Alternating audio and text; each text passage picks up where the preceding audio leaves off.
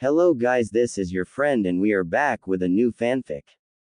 Which is what if Naruto was disowned by his family and he went to Kumo Part 1. And if you enjoy this fanfic then please press the like button and subscribe to my channel for more fanfic like this. And now let's start the fanfic.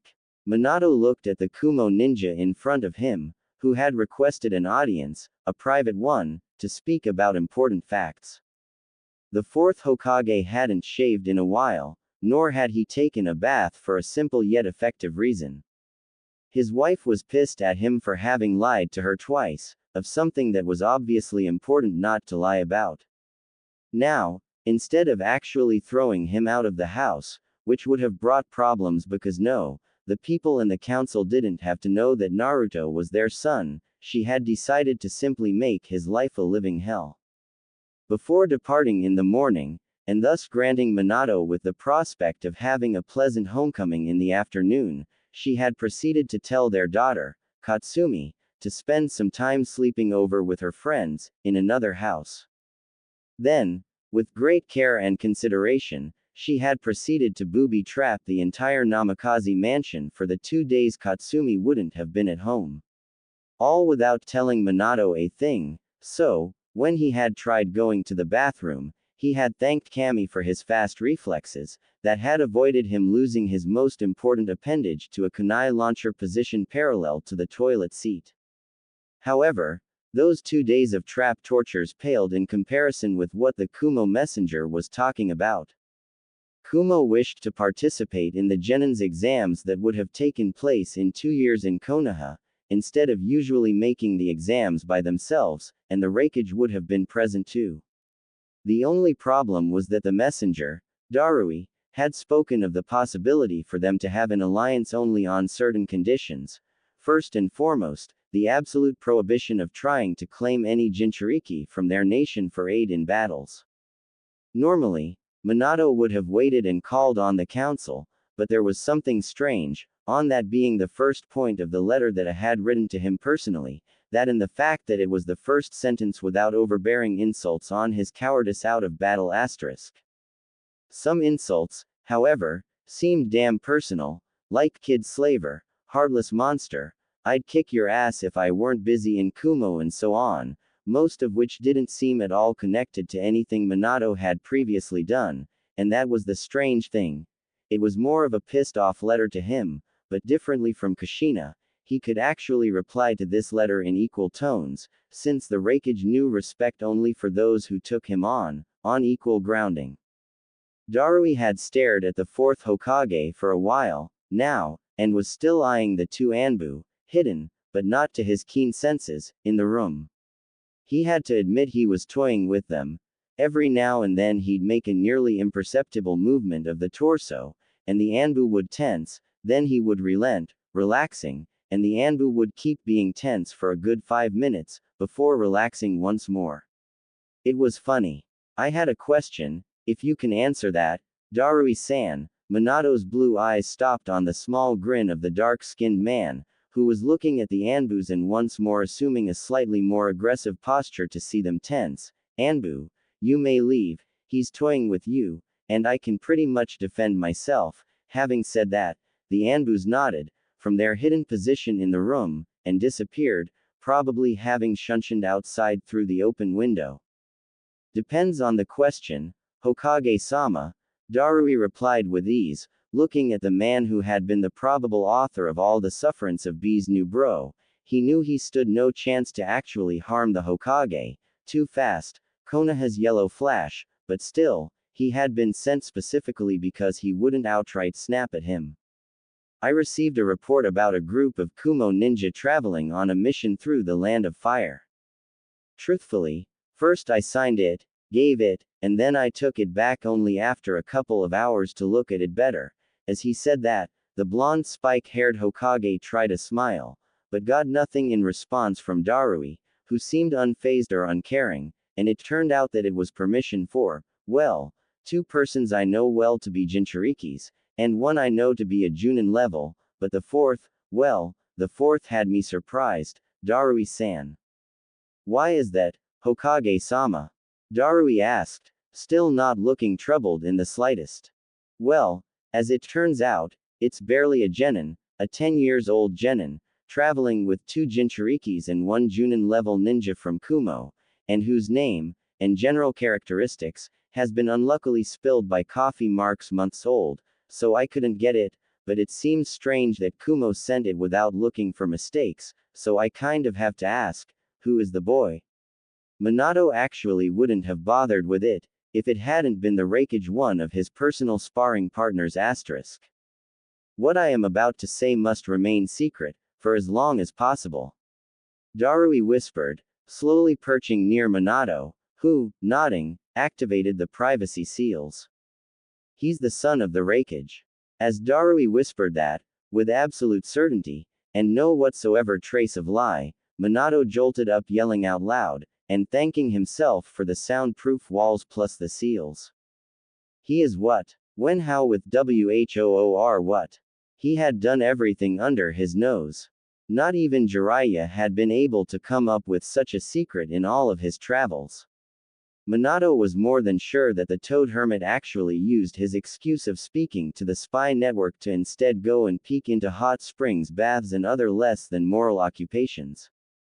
That is all I'm allowed to say on the matter, Hokage-sama.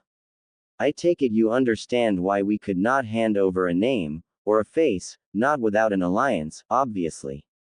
As Darui spoke slowly, Minato nodded. He too hadn't much shared the news of the face of Katsumi around with the other cages. You never knew when a friend became an enemy or not, and as such it was the only safe thing to do. So it's his first mission outside of Kumo, and he's got bodyguards with him.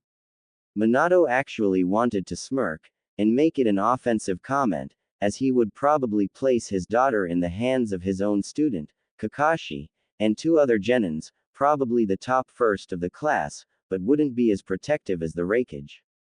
Precisely, the mission was a low D level 1, nothing more than bandits, and it would certainly help him in his first, well, kill. Darui slightly tensed when the Hokage smiled, corking his head to the side with a smile-becoming grin. Oh, Minato then chuckled, popping the cherry aren't we? Anyway, I suppose there won't be a trouble discussing alliances through messengers for a while. You may go back to the Raikage's side and inform him that I will send over a letter, just as colorful as his own. Darui nodded at the Hokage's word, and took leave, deciding that the sooner he left the city, the sooner he'd feel cleaner, as he couldn't withstand seeing people so casually stroll by smiling, or happily chatting or selling stuff, and connect them to the stories that Naruto himself had spoken of, more than once, and that he had started to cope with by declaring them nightmares. He passed by the orphanage, just to have a look at the institution, and was surprised when he saw a flash of gray, stinted pink on the head of an elderly-looking woman, Kurusa Haruno, and how she was so happily smiling with a bunch of other orphans. He would have wanted to enter, grab her by the neck and chain her to a rack filled with pointy ends, but he controlled himself. He could feel the Anbu's gaze on him, even though he had done his best to remain hidden. Seize courses on detect the enemy so that you don't get a pike up your rear were useful, after all. He grabbed just a couple of fresh fruits, to eat for the first days of travel, and then started walking at a leisurely pace out of Konoha.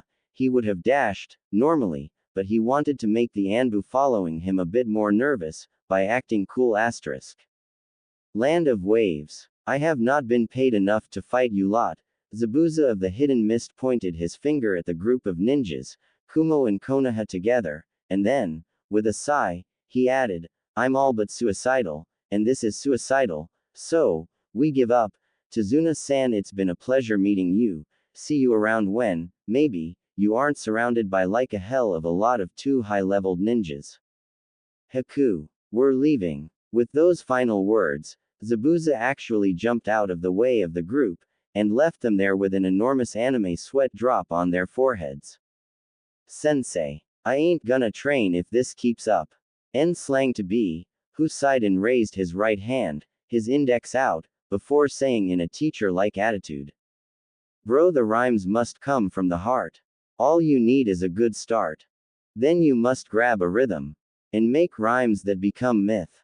Yo. Chica bo chica bo. As B rapped that, Yugito turned to speak to Kushina, who was looking at the scene with a perplexed expression. It's their thing. I tried not to have B corrupt N, but it didn't work out, since it makes him happy. I generally close an eye. Yugito turned his gaze, more soft, towards the boy, and Kushina, as it was something akin to female sense, spoke back. Is he your younger brother? As she queried that, she mentally told herself it wasn't possible they were related by blood. After all, the boy's hair was black, and hers blonde, he had green eyes, and she had dark eyes. If anything, it could have been an adopted one, but still she was curious, as out of all the others, he was the most strange. Adopted? But yes, he is, Yugito replied back, and if anything happens to him I'll probably tear apart Wave Country in an effort to take him back, especially considering this D mission turned A mission. As she casually stared to Tazuna, the man sweated a bit, before trying a nervous chuckle. Zabuza of the Hidden Mist and his associate have left the premises of my sensor range. C stated, and, just as imperceptibly, Killer B stopped being tense, as Kushina too had been. C seemed to be a sensor type, and pretty good at it too, having been the one to realize they were being watched. That's good. My house is nearby too, so how about crashing at my place as thanks for not having left my sorry butt on the road alone? As Tazuna offered that with a smile, taking the lead the rest of the ninja followed. Kushina started realizing something strange. It was always Yugito, C or B that stood next to her, never the boy, who, without realizing it, ended up moving further away from her each time. This started to puzzle her to no end, as it seemed they were going to great lengths in showing their distrust of her. Oh, by the way, Naruto exclaimed, along the road, I finally got the Raiden, Kengeki-ha down. Want to see it? Elemental jutsus at such an age? Is he really only a genin? As Kushina queried that, B rapped a reply. Bro's got chakra to spend. His control is excellent. So without further delay, elemental jutsus I taught him, oh yehi.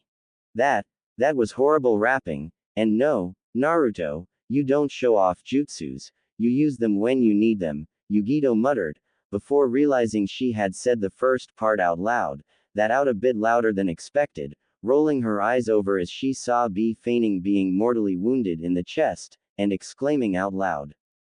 Oh, my wound is fatal. Bro, help me out, her words are lethal. Yugi-chan doesn't like my rhymes. But she can't sing for a dime. Don't make me angry, Yugito growled slightly, her nails strangely elongating of a couple of inches.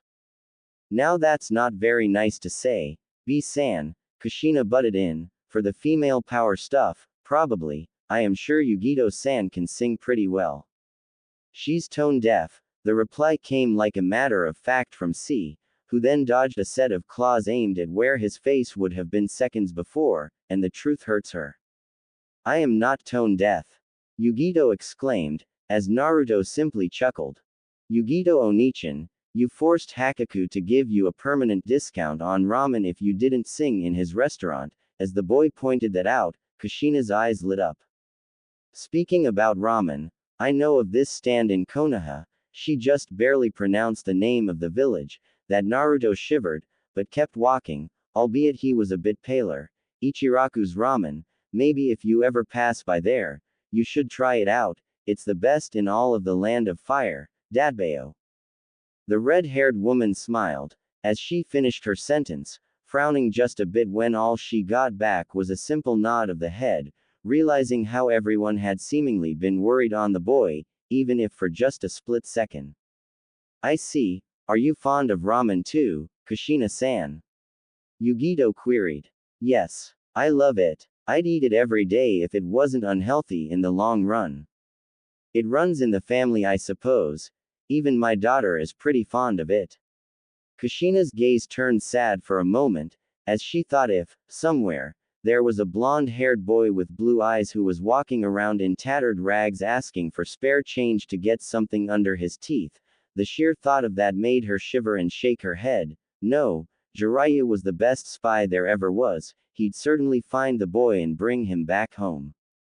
We got introduced to it by En-kun here. The brat ate nothing else for a long time. It was hard to convince him that vegetables weren't out to murder him. Yugito replied with a chuckle. Hey, that's true. You can't tell me the contrary, when you refuse onions on the same basis. Naruto replied, feigning offense. En-kun, I hate only onions, you seem to hate the entire range of vegetables, Yugito replied. I say a healthy bro needs some green. Then some red, some white and some yellow. Then he can grow up strong and macho. And conquer women with his strong. B had begun rapping, but was swiftly stopped from ending his sentence by a fierce growl coming from Yugito. Stop rapping, sensei. Ah, C-kun, help a bro out. As B exclaimed, feigning being hurt, C rolled his eyes in annoyance, and sighed. B-sensei, please, we are not looking professional with the ninja from the other hidden village. Don't mind me. I'll talk with this young boy over here, En-kun, right? The other Kumo ninjas snapped their heads to the side, realizing that, in the heat of their exchanges, Kushina, as a good Anbu, had slowly made her way next to Naruto. About what? Naruto queried, looking at the red-haired Anbu. There was something familiar in her. Something about the mask on the back of the head, he couldn't quite place it, but even the name Kushina was familiar to him. Well, how about your hobbies, your likes and dislikes and your dreams, just to pass time until we reach Tazuna-san's house? I'll go first if you want to. As Kushina suggested that with a smile, someone else frowned. Sly bitch, was all that Yugito thought, while removing the scowl from her face. Nah, I can do it. My name is N. A silent mental sigh in the minds of the Kumo ninja could be heard. I like ramen, my Otu-san, my bro, Yugito Onichan, C-san, Darui-san, my classmates from the academy. I hate the time it takes for ramen to cook. I hate it when people call me something else. I can't stand seeing people being bullied, and my dream is to become the next Raikage, following after my Otu-san. At that moment, Kushina simply smiled, but her brain didn't, at all, refuse the connection. This brat here was the son of the Raikage of Kumo. There were ninjas who would have sold their souls for a chance to capture him and demand something back, and that quite actually explained the reason there were 2 Jinchurikis and 1 Junin-level sensor ninja with him. The only problem was the boy's hair and eyes. The Raikage was blonde. En-kun, why don't you come with me for a moment? C said, I think it's time you learn how to sense other people's chakra. Yehi. As Naruto skipped ahead, ignoring the fact that it was Kushina's turn to speak about herself, Yugito and B silently moved in a sort of wall formation, with the female Jinchuriki moving a couple steps back, to speak with the woman herself. You made me curious, what would your likes and dislikes be, instead, Kushina-san? Yugito queried with a smile that was as fake could go. Oh well, Kushina replied with another fake smile, sparks of electricity going from the red-head eyes to the blonde-haired Kumo ninja and backwards. I like my husband, the 4th Hokage.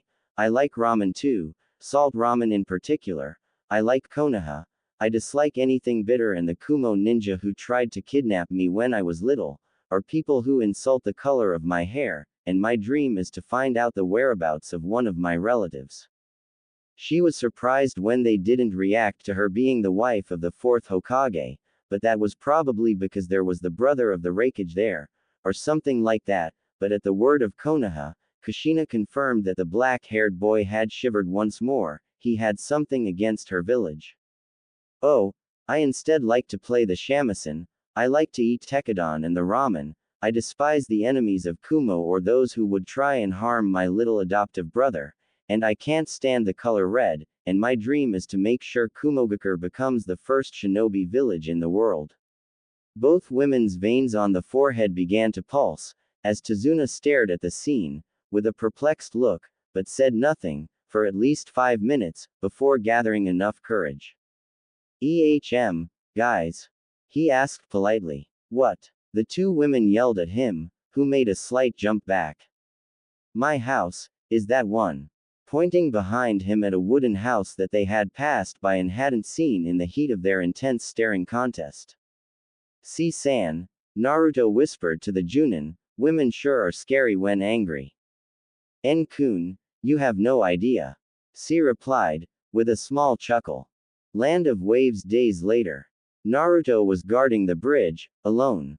He had insisted on the point that, while being fine with him having to be babysat, he could at the very least guard a bridge without anyone else. With the greatest threat, supposedly, removed, there shouldn't have been anything he alone couldn't take. It didn't stop the other Kumo ninja to just so occasionally come and see how he was doing, every 15 minutes, and then simply hide nearby. The only one who wasn't nearby was C, who, on the other hand, was just so casually training on his sensor distance by targeting the bridge, and Naruto's status, and doing it all from a nearby hill, that he had chosen just so casually too, albeit it being the closest one in line of air with the bridge itself. Just as Yugito had casually decided to stroll by, and then leave after a couple of minutes, Kushina took her chance. She silently made her way next to En-kun, and startled him with a wide grin. Bah! Making the boy jump to the side, in surprise, and having him let go of the kunai he was playing with, that fell to his side, beneath the bridge, but luckily falling on the rocky beach and not in the ocean. You scared me, Kushina-san. What was that for? En queried, taking deep breath to calm down, as he realized his kunai was down there, but not in the risk of getting carried away by the waves. Just thought of some chit-chat without your babysitters around. I take it you don't like the situation you're in. As the red-haired kunoichi from Konoha spoke, C was, at the same time, being distracted by a really annoying brat named Inari who had been tasked, in exchange for 5 ryos, to keep the man as much stressed out as possible. No, Otu-san thinks I can't handle myself, but I can't say it out loud, or he'll get hurt. Kushina tried her best not to smirk at the thought of the Raikage, that mass of dark-skinned muscles and straight, stern gaze, being hurt from the words of his son, but I'm no longer a child. I can take care of myself as a genin from Kumo. I see. Well, how is your first mission going for the moment? Boring. Just because Bro and Yugito Onichan are famous and strong, thugs simply run away and there is nothing to do. This is a fake C mission. At most it's not even a Z mission. En scowled as he watched the construction workers head off towards their homes, as the new shift of workers took their place, and I just dropped my favorite kunai. He pouted. Kushina chuckled, moving to the side of the bridge, and then, with a grin, whispered something to En. Look at this. She conjured a chakra chain from her back, making it descend swiftly and roll around Naruto's kunai, before retracting the chain, pulling the kunai upwards and in her hand, and then handing it over to a really surprised Naruto, who took it with his mouth still wide agape. That was cool. Can you teach me that, please? I'm afraid but then a thought crossed her mind, why not? It wouldn't work with the boy, since he wasn't an Uzumaki, but she might get something from it, only on one condition. Which is? En queried, hopeful it was something he could do. Answering one question truthfully. Are you using Anbu class camouflage to mask your real face? As she asked that, Naruto looked at the woman, then, deciding it wasn't so much of a problem speaking about it, he nodded. Yeah, normally my hair is blonde and my eyes are blue, but please, don't tell Yugito Onichan and the others I told you. As he spoke, Kushina took her time imagining the Raikage type of blonde, but the more she thought about it, the more En, with blue eyes, started to assume another aspect, one which, no, it couldn't be possible. What were the chances? Hey, now can you explain how you did that cool chain trick? It was En's turn to make questions, and Kushina smiled, before nodding. All right, Ibeo, here's how you must do it. First, concentrate your chakra on your fingertips. As Kushina said that, Naruto raised both his hands, and concentrated, It was like doing one of the Raidens, only without actually making the chakra accelerate. Then, you must imagine yourself knitting it. It's something very difficult, and usually, Kushina words died in her mouth, as Naruto, simply, had a pair of blue-hued chakra chains that started to emerge from his own fingers, and that kept on growing and growing, with the boy staring at them in fascination, as he kept mentally repeating to himself to mend the chakra right left left right right left left right. His feat was interrupted by a loud yell, however. Come here this instant you. Before Kushina could do anything, a really fuming with anger Yugito had already snapped out of his trance and had made him look with uneasiness at Kushina and then at Yugito, before whispering. Have to go, thanks for the trick.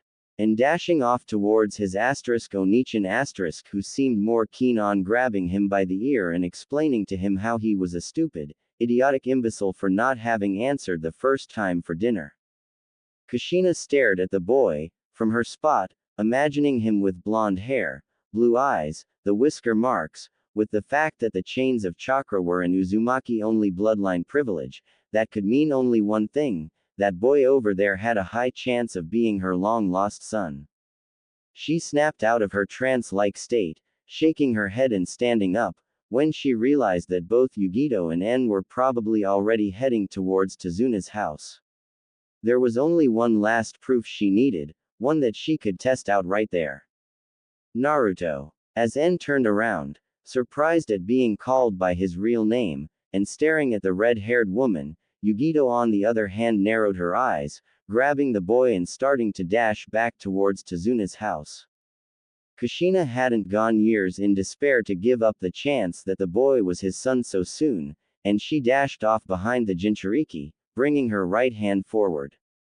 Chakra chains barrier. As Kushina yelled that, chains burst forward from her back, dashing through the air and encircling Yugito, and Naruto who was on her shoulder, in a barrier like made of chains, that, while it seemed to have a lot of air and escape, in truth had none, especially because between one chain pillar and the other, there was an invisible like chakra barrier. Yugito didn't take a moment of hesitation, in letting go of Naruto and turning around. Is this an act of war against Kumo? You're not going to go far, when B and C come here. Yugito yelled at Kushina. This is already an act of war against Konoha. You stole Naruto from it. Kushina replied, angered as she raised her left hand, letting the chains do the talking, as they dashed forward to encircle Yugito. Yugito managed to sidestep them, jumping backwards, and then thanking Kami for the scaffoldings, on which she nimbly climbed, all the while dodging the chains that kept on following her, breaking through the wooden structure, and thus slowing down. Why am I feeling sluggish? She thought, before earning an explanation from Matabi. Cat, that's an Uzumaki-style chain, its purpose is the binding of bijus and the absorbing of chakra from their enemies. She seems a master of it. As a Jinchuriki, I'm afraid it's the worst possible enemy, and you heard her. She can hold the 9 tails, and I don't think it's a boast. Can I say the F word? You need to find a way out. The barrier is a semi-sphere, just go under. That's concrete we're talking about. Can't I transform? That would be worse. She'd just tear me outside. What? How in the frigging hell can she do that? Uzumaki-style chains, do I need to repeat myself? I've got to get Naruto out. Biting her tongue, and making the symbols, she did the only thing she could do at the moment. Kuchio's no jutsu. Neko. Placing her hand on the ground, a cloud of smoke later revealed a Persian cat, with a white and red fur, and a Kumo head protector on her tail. As Kushina called back the left-hand chains, she grabbed onto the kunai she held at the waist, a strange free prolonged kunai. Wait, that's, oh shit. An impulse of chakra later, the yellow flash, the Yondaime Hokage, the one and only Minato Namikaze, stood on the bridge, staring perplexed at the sight of the chain barrier, of a Kumo ninja with a Persian cat the size of a large bulldog, a raven-haired boy shivering in a corner and staring at the battle in fear, and a really angry Kushina. Nobody moved, for the first seconds. They have Naruto. Kushina yelled, which earned her the undivided attention of Minato, who, jumping backwards to the side of his wife, said, "Where are they keeping him? The raven-haired boy, it's him. It's Naruto." As Kushina pointed that out, Yugito yelled back, "That's the Raikage's son. If you try anything it will be considered an act of war." As she jumped backwards, the Persian cat following nimbly, the Yondaime narrowed his eyes, recalling the events of some days before, when the messenger had arrived, and how some points actually would have worked against Konoha in reclaiming Naruto back, once they learned it out, that sly son of a. This had to be fate's way of making things right. He'd grab the boy, give him back to Kushina, make sure he wasn't brainwashed by Kumo, ask for a meeting and force the Raikage into submitting into an alliance or into being in the wrong. Then he recalled about Iwagakure and Sunagakure. They'd just love to side with the Raikage, especially on this delicate matter. Wherever he was actually the son of the Raikage through adoption or not, it didn't matter. Wherever he was the nine-tailed Jinchuriki or not, it didn't matter. That was his son over there, the son he had given to the harsh hands of fate, and that fate had brought back within his grasp. He'd grab him all right, even if it meant war. Grabbing a scroll from the side of his vest, under his ample white and red trench coat, he swiftly undid the string, releasing simultaneously a barrier of kunais that launched themselves forward, landing randomly in the area in front of him. Kushina, support. With that, he launched himself forward, disappearing into a flash. Yugito bit her lower lip hard. That was a really bad situation. Sure, she was a Jinchuriki, and sure she was the two tails problem. She was against the yellow flash and the Uzumaki who could literally rip Matabi out of her body, which meant death, for her, and she had to protect Naruto who was cringing in a corner, the shock too much. More than that, however, she questioned just where the frigging hell had C and B gone to. Had she turned around, she would have seen a very pissed off Hachibi trying to punch his way through the chakra chain barrier, only to fail miserably with every hit. I punch like a tornado. I kick like an earthquake. So you damn friggin' barrier. Smash into pieces already. B yelled, as another set of Hachibi's punches produced nothing, impacting harmlessly on the surface. B. This is bad. That's the Hokage over there. We need to be quick and send a message to the Raikage. C replied, trying to reason with Killer B. C. You go and intercept Darui. He'll probably be going at a leisurely pace, so tell him to go faster. I'll support Yugito, if the damn thing falls. B replied, I'll have to use the Bijudama. I prohibited you from using that. You're going to change the landscape. C yelled back at the Hachibi form of B, who shrugged. I'm taking the bro back. Whatever it takes, it takes. Naruto, on the other hand, was frozen in fear. He had thought that maybe not all Konoha ninjas were evil. The woman seemed nice. Then she had called him by his name. How did she know? Did he slip while talking to her? Then she had tried to harm his Onichan, and now they were fighting, and then what? Would they kill Yugito? Why? What did she do wrong? What did he do wrong to earn this? What did he do? Why? Scared, afraid, need a hand. The Kyuubi chuckled, reaching out to Naruto's mind. I don't want this, I don't want this, I don't want this. Were the twirling thoughts of the boy. You want them to stop, don't you? Come on, accept my power. Let me show you how to make them stop. No, you're lying. You're lying. Liar. You're a liar. A liar or not, look, he's just wounded your precious Onichan. Naruto raised his eyes and bulged them in shock. As truth be told, Yugito had several slashes across her body, blood dribbling out and landing on the concrete of the bridge. The man stood tall, his face absolutely without emotion, like it didn't matter to him what he was doing to Yugito, like it was just part of the job description, come and make Naruto's life hell asterisk. Then, Yugito got on her knees, panting heavily for the blood loss. Even the regeneration, Matabi. I can't fight him like this. Sorry cat, I'm doing what I can. Screw it all. He dispersed the Nako summon in a flash, Konoha's yellow flash. Damn, I doubt the Raikage would magically appear out of nowhere, right? That would be a miracle, yeah. No longer interested in Yugito, who was now barely hanging to her consciousness, Minato moved forward, towards Naruto, whose eyes had already started turning red, his contact lenses popping off and falling on the ground. Oh no Udon. Minato didn't finish the sentence, as he swiftly brought his battle kunai in a defensive position, just in time to block a slash from Naruto's pocket knife. Hey kid, calm down. I'm your. Naruto dashed forward, ignoring the man's words. He had to save Yugito, but how? He knew he had to aim at the woman. It didn't matter that he wasn't as fast as usual. He knew what he had to do. His mind was clear. He had. Raiden. Jibashi. It didn't matter to him to dose it, he had to destroy the ground. They were on a bridge. If Kushina lost her footing, she would fall and would have to remove the technique.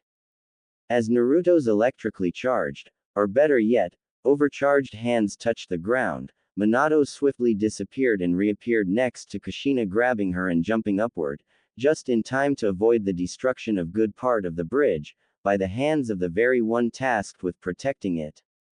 However, in doing so, Kushina actually had to give up on the chakra chain's barrier, resulting. Hachibi. Bijudama. Aim higher you moron. Ops. The sphere of concentrated white evil chakra and good black chakra threw itself forward, aiming a bit higher, and thus avoiding to actually reducing to ashes both Naruto and Yugito, but flinging against Minato and Kushina. But before it could impact, however, Minato had already transported himself downwards with Kushina, avoiding the blast that went off in the distance, destroying a, till then happy, hill on which a certain Geitu's shipping company had residence. As the barrier was off, however, Minato whispered at Kushina. Just stab him with the chains and we'll bring him with us. In the heat of the moment, Kushina nodded, as there was actually no other way, with B already moving his fists downwards, in his full Hachibi form, to protect the two. With a speed similar to that of a lightning bolt, a chakra chain flew forward, piercing straight through Naruto's abdomen, and as it recoiled backwards, bringing the boy nearer to the two, Minato managed just in the blink of time to get a hold of him, and transport them all out of Killer B's reach. You damn son of a. The rest of the insults, covered with the Hachibis trashing around, actually made the building of the bridge a year-long project, once more, but without Geitu's thug, it actually turned out fine, well, except the scared senseless workers who renamed the bridge the Fury of the Biju asterisk. Konoha Minato's safe house. Naruto. Kushina was worried. She had, quite actually, nearly killed her son in order to save him from the Kumo ninjas. Once in the safety of the safe house of Minato, she had dissolved the chakra chains, taking deep breaths as she looked worriedly over Naruto's fainted body, the wound already closing up thanks to the high regeneration, and to the lack of chakra chains to prevent that. Minato too looked at his son, then at his wife, but, after a brief moment of respite, he suddenly realized the idiocy of what he had done. Kushina, the Yondaime started gravely. Isn't he beautiful in his sleep? Came as a half-dreamy reply from his wife, who was gently caressing Naruto's hair, still raven-colored, while holding his head on her lap. Kushina, you realize what we just did? Minato spoke again, if a bit softer. We got our child back. That's what we did. Kushina replied, staring back at Minato, the stern look on her face saying it all. We kidnapped a Kumo ninja, who, if his companions are to be believed, is the Raikage's adopted son. How are we going to explain that? You will tell everyone the truth. He is my son and yours, wherever you like it or not, no matter what will come, I am not going to let him out of my grasp again. He's mine, got it? As Kushina said that, she quite possessively clung to her sleeping boy, who kept being knocked out cold.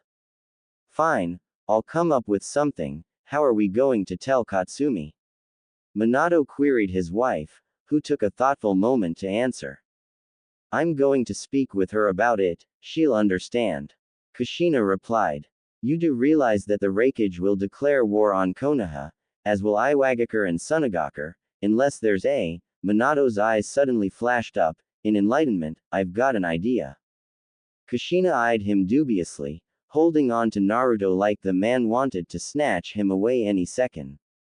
Now, I know you want him to be called our son. Minato began, and he already got a growl from Kushina.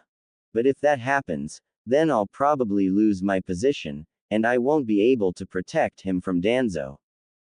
Kushina looked at Minato with a puzzled expression, not understanding. Danzo would probably understand, as would the council, as retaking the Kyuubi's Jinchuriki. It was ours to begin with, but if we do that while revealing that he's our son, then I'll lose my position. Danzo and his war hawk-like attitude will come in, and Naruto will be taken away, by Konoha this time, and trained like a weapon. Kushina's eyes turned saddening, she hadn't thought about that. Now here's the point. We won't tell the people of Konoha, but we will tell Naruto. We'll call for a meeting in the Land of Iron, with Mifune present, and we'll explain the reason behind our actions to the Raikage, and there comes the bargain. Bargain? Kushina queried, puzzled. We'll force him to accept the fact that he should be left to choose between him and his real family, and that we didn't know he had been kidnapped asterisk, and we were looking for him. Jiraiya-san will come in as an eyewitness, as I had tasked him to find Naruto, and with Asanin's words they'll have no choice but to let the boy choose. And what if he chooses Kumo? He dreams of becoming the Raikage. Kushina exclaimed, as, deep down, she was worried it wouldn't matter that she was Naruto's mother. We'll ask for 5 years, the same amount of time he spent in Kumo since we last knew of him, Minato replied. By the time it ends, Naruto will probably already be old enough to decide by himself, and maybe, if we work it right, he'll love us as family. I doubt we could do worse than the Raikage himself. Minato, I just want to, Kushina stuttered, looking down at Naruto's whisker marks, and tracing them with the tip of her fingers. I'd abandon him again. I can't do that, Minato. Kushina, it's either this, or Danzo, and a cold-blooded weapon, is not a son. Minato spoke slowly, and Kushina, biting her lower lip, muttered. Kami will send me to hell for this, I know it, I just know it. Give him here. I'll take care of him. Minato whispered, gently taking from Kushina's arms Naruto, and then disappearing once more, to the symbol in the Hokage's office, leaving behind a weeping Kushina. Kumo days later. Team Killer B is back together with Darui. As a most nervous Karui entered the Raikage's office, stared from the vast amount of paperwork he was doing and nodded. Well, let them in all right. Can't wait to hear how Naruto's first mission went by. He'll whine he was bored out of his mind, minimum. There, Karui couldn't finish, because the door was actually removed from its hinges as B entered the Hokage's office covered in dirt, grime and sweat, like of one who hasn't stopped running. On his back stood C and Darui, the two breathing heavily and barely hanging to consciousness, while Yugito, upon reaching the office, simply muttered, "Nar," before fainting outright. Bro, they got Naruto, B spoke slowly, depositing both C and Darui down on the carpet of the Raikage's office. What? The yell was heard even by the gate guards of Kumo, and tiny ripples of water appeared in every lake in the area, as glasses shattered and birds took flight. The Raikage's desk was smashed in two in the blink of an eye, as A walked furiously over B. Who kidnapped my son. And where the hell were you, bro? Where were you? Bro, it was the Yellow Flash and his wife. The wife of his is an Uzumaki. She blocked us out with a strange barrier. Yugito was the one inside. She tried her best, but against the Yellow Flash she had no chance. As B slowly explained, A's face turned into full-out fury. This means war. Karui. Go and send messengers to Iwa and Suna. I'm sure they'd like a piece of Konoha. When Karui was about to exit, however, she jumped backwards, because on the doorway stood a slightly pale toad sage, Who, nervously gulping, muttered. I have a message for the rake. As A's enhanced fist dashed forward against Jiraiya's face, the hermit managed to sidestep, albeit only slightly avoiding the full front attack, and instead getting thrown against the opposite wall. Messenger. Come in cough cough peace.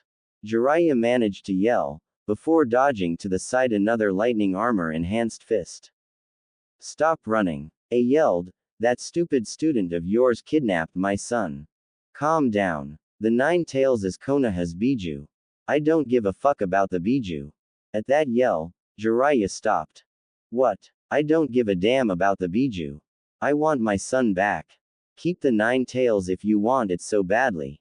As A snorted that, he moved forward, but as Jiraiya assumed a defensive posture, he saw him simply pass by, and reach for a drawer of the destroyed desk, taking out a pile of documents.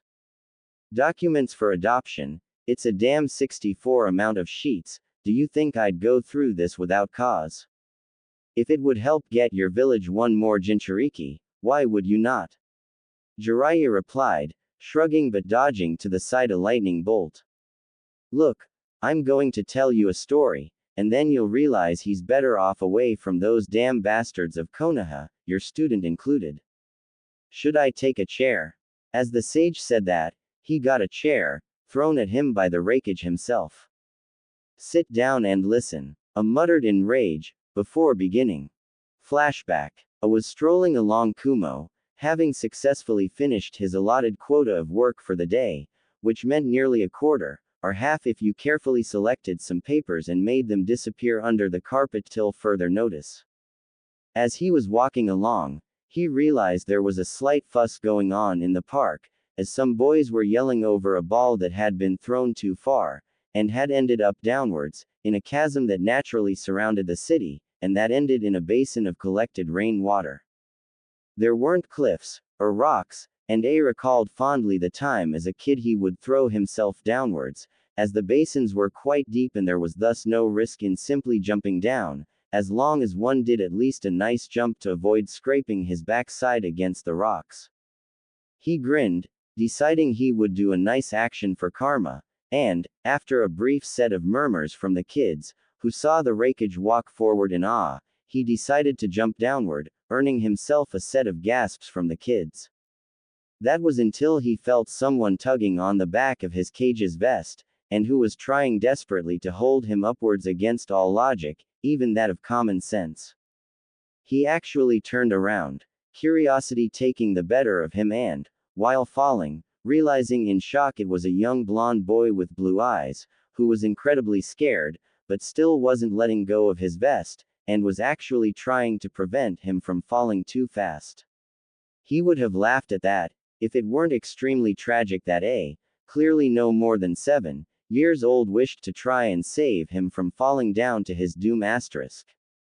He swiftly grabbed the boy in a hold, hugging him tightly as his back hit against the water of the basin, leaving the Raikage unfazed, as he was built of sterner stuff.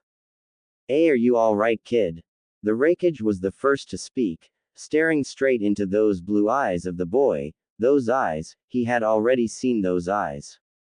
At the time, however, the boy had dark hair and not blonde, and even the eye color was different, but the message those eyes sent, that message was still the same. He didn't reply to that question, simply staring at the Raikage. Why did you jump down, kid? The Raikage questioned him. You were going to fall, he replied. I wanted to save you. That made the cage laugh. You, a shrimp, save me, the Raikage. Oh Kami, this is the best laugh I had in years. Why would you save me, huh? As a queried that, the boy replied simply, like he was stating something obvious. Yugito-chan said that you're the reason I have a bed, so I wanted to save you as thanks for the bed. The bed? Wait, you're Naruto-kun, right? As the Raikage asked that, Naruto nodded. Why would you thank me for a bed? I didn't have one before. He replied, earning himself a surprised face from A. Oh, but you shouldn't have saved me, a chuckle, only for a bed. Naruto shook his head. It's also for the food, and the hospital, for not being hit in the morning, in the afternoon, or in the night. it's for not shackling me to a wall, and it's also for the clothes, the table, the chair, the. Fine kid, fine, I get it, but I didn't need to be saved. I'm the Raikage, I'm the strongest in the village, you know. He actually wanted the boy to stop before he started to go on a rampage on Konoha. The boy was a scrawny little thing, and yet he had been treated far worse than any other Jinchuriki in the history of Kumo, and probably, even of the world. I'm sorry. I didn't know, do I have to go in the cellar now? As the boy queried that, what made the Raikage snap wasn't the tone, saddened and filled with grief, it was the eyes. Those eyes were the eyes of somebody who was resigned to his fate, of somebody who would accept it without even lamenting. Those were, now the Raikage recalled, the eyes of a broken man. No, I actually yelled, scaring the kid as he was grabbed and brought on his shoulders, you stay on those damn shoulders of mine. As he felt the boy compelling to the order, I grabbed the ball and began climbing back up with ease, just in time to actually see, once on top, that among the child and their parents there was also Yugito, who had a really scared and worried expression. Naruto, what were you thinking? Come down from the Raikage's back right now.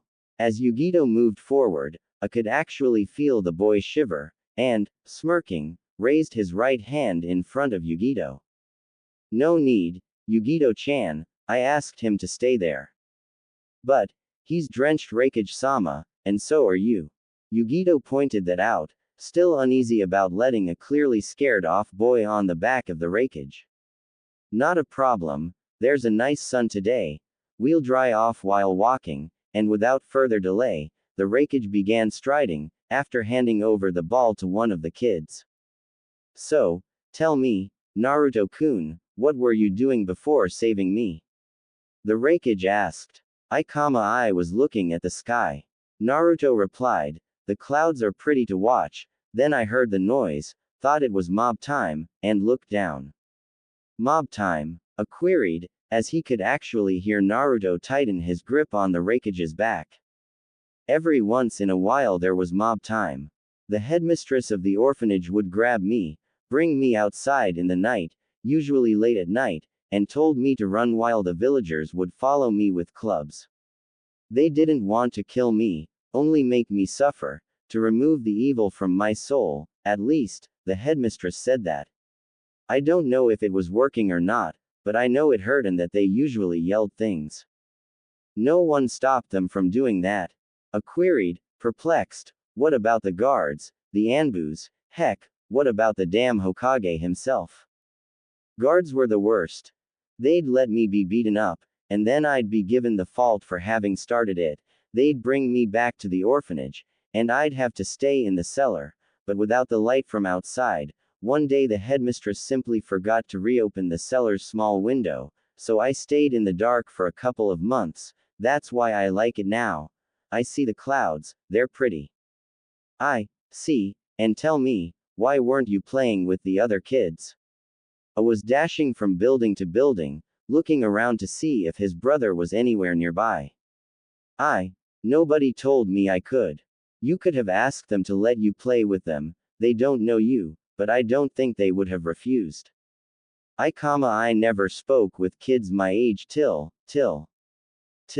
I was curious, till when? Till I was taken in by the Anbus, they came for me because I was a bad kid, so. I was taken. He muttered meekly, I could feel the boy's face press against his back, probably to hide the tears. I see. Well, look, there's my brother over there. Damn idiot not doing his job as a guardian of Kumo, I'm sure you and he will become friends. As the Raikage said that, he grabbed Naruto from his shoulder, and holding him on his arm, he first iron-clawed B for having started writing on his rhyme notebook, and having forgotten his patrol, and then he had given Naruto over to B, to try and, open him up asterisk. Flashback end. Later on, when he came to me saying he didn't want to go back, no matter what, he called me asterisk Otou-san for the first time, he was literally crying out his firm intention of never, ever, setting foot in Konoha ever again. I don't know what other tortures you subjected him to, but I'm telling you this. It's not that he dislikes Konoha, he is traumatized by the village. If you do not hand him back, I fear he'll simply give in to the Kyuubi and let him roam free once more, as long as it brings him away from that hellhole. As a finished speaking, Jiraiya was speechless. He gulped once, then nodded, and proceeded to summon a small frog, where he wrote a message towards the Yondaime. Deliver it, immediately, to Minato.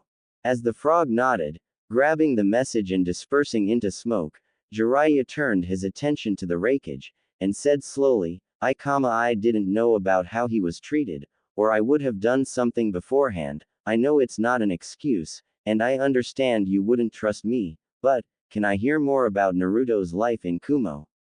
I was meant to be his godfather, you know. Jiraiya sheepishly brought his right hand behind his head. In exchange, I'll tell you all the official crap that Danzo had on him, the leader of Root and of the Anbu that kidnapped him. That got the Raikage interested. Fine. B. Get Darui, C and Yugito to rest, then come back with the package asterisk. The package? Jiraiya raised a puzzled eyebrow. A is in truth A, Karui was about to say with a slight grin, but as interrupted by the Raikage. Karui. Go and do secretary work, or stuff, outside. Ah, I wanted to see the package too. Feigning sadness, she left the room. Konoha. Minutes after Minato left the safe house. Minato had dropped Naruto on the couch in the Hokage's office, and had then called a council meeting of urgent matter. When the entirety of the council, Danzo included, albeit on the civilian side and no longer on the military one, had arrived, it was time to begin. I have called you all here, swiftly, because we have found the nine-tailed Jinchuriki. Murmurs of shock echoed through the room, with Danzo being slightly fazed by the event, but trying his best to keep a cold face. We should send someone to retrieve him. He belongs to Konoha, after all. Hiyashi Hyuga, the head of the Hyuga clan, spoke. Troublesome. Do we know if he has any allegiances? Shikaku Nara spoke, sighing deeply. He seems to be with Kumo, but he could have been brainwashed. Minato spoke, and thus I'll need Inoichi Yamanaka and Ibiki to check on him, after he's been successfully brought back asterisk. Kumo. They already have 2 Jinchurikis. Why would they need another one? Those damn greedy bastards. One of the civilians' people side spoke. They should keep it. It's their choice if they want monsters on their side. Another voice came stronger. Are you joking? Kumo with 3 Jinchurikis would be our doom. We need him back, and we need him to become a weapon in Konoha's defense, brainwashing him if necessary. Obviously, this had been the voice of one of Danzo's associates, as Danzo spoke only rarely, and only when he wouldn't endanger his reputation with one side or the other. Enough. We must tread with caution. The last thing we need is a war with Kumo, but we need to do something. Sume Inuzuka roared. The first Hokage divided the tailed beasts among the hidden villages, and the Kyuubi was meant to be of Konoha. History is on our side, as the ancient treaties are too. Another councilman spoke. So, votes for taking the Kyuubi's Jinchuriki back? Minato queried, and as some of the councilmen raised their hands, Danzo too actually, many of the ninja clan's heads did. The majority is in favor. Good, because I kind of already took back the Jinchuriki, as Minato said that with a slight laughter. A set of sweat drops appeared on the faces of everyone in the council. My wife should actually take the credit. She realized it was him, and called me for backup. Troublesome. What will be Kumo's reaction? Shikaku Nara was the first to regain his senses. It will probably be war, but there is a way out. Minato replied, as the council was going on in uproar. Silence. Danzo spoke quietly, immediately earning the silence in the room. What would the way out be, Hokage-sama?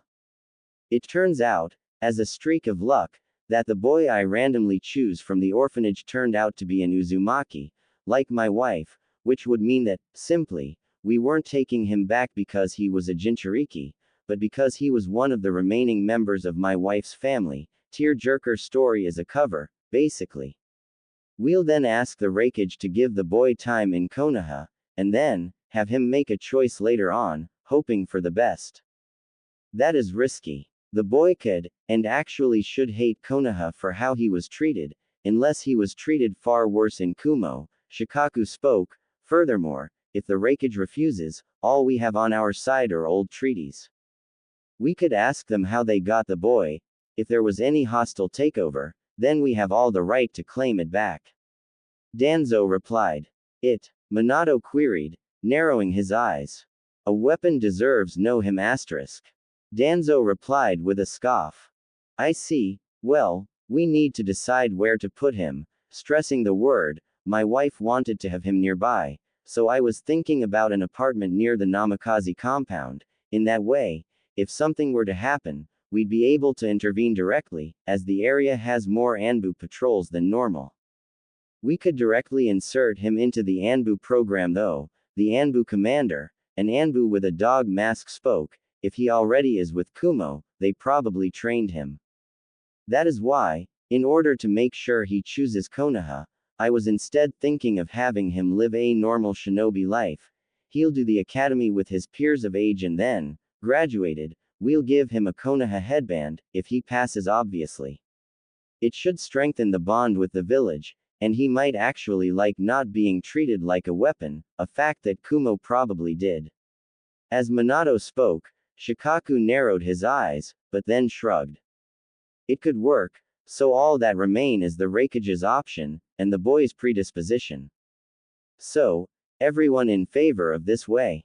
As Minato asked, there were still some growling in the underground, but nobody refused it too much, as Danzo gave his approval, all the while thinking. So Monster-kun comes back to his home, I'll give him a nice welcome back, hehe. On the other hand, just as the council finished deliberating, Naruto woke up, jolting up and jumping to the side. Looking frantically around to try and take a look at the surroundings, and understand where the hell he was. He took slow steps towards the windows of the office he was in, a pretty big office, and stared in the distance, at the village that was surrounded by trees. It was familiar, so much familiar that he was shivering and trying desperately not to remember why, but it was too late. All it took was the sight of the gate, the symbol of the leaf on it, and Naruto's eyes bulged for a brief second. Escape. Need to escape. He dashed for the open window, jumping downwards and running on the roof, till he had to take the jump for the over one.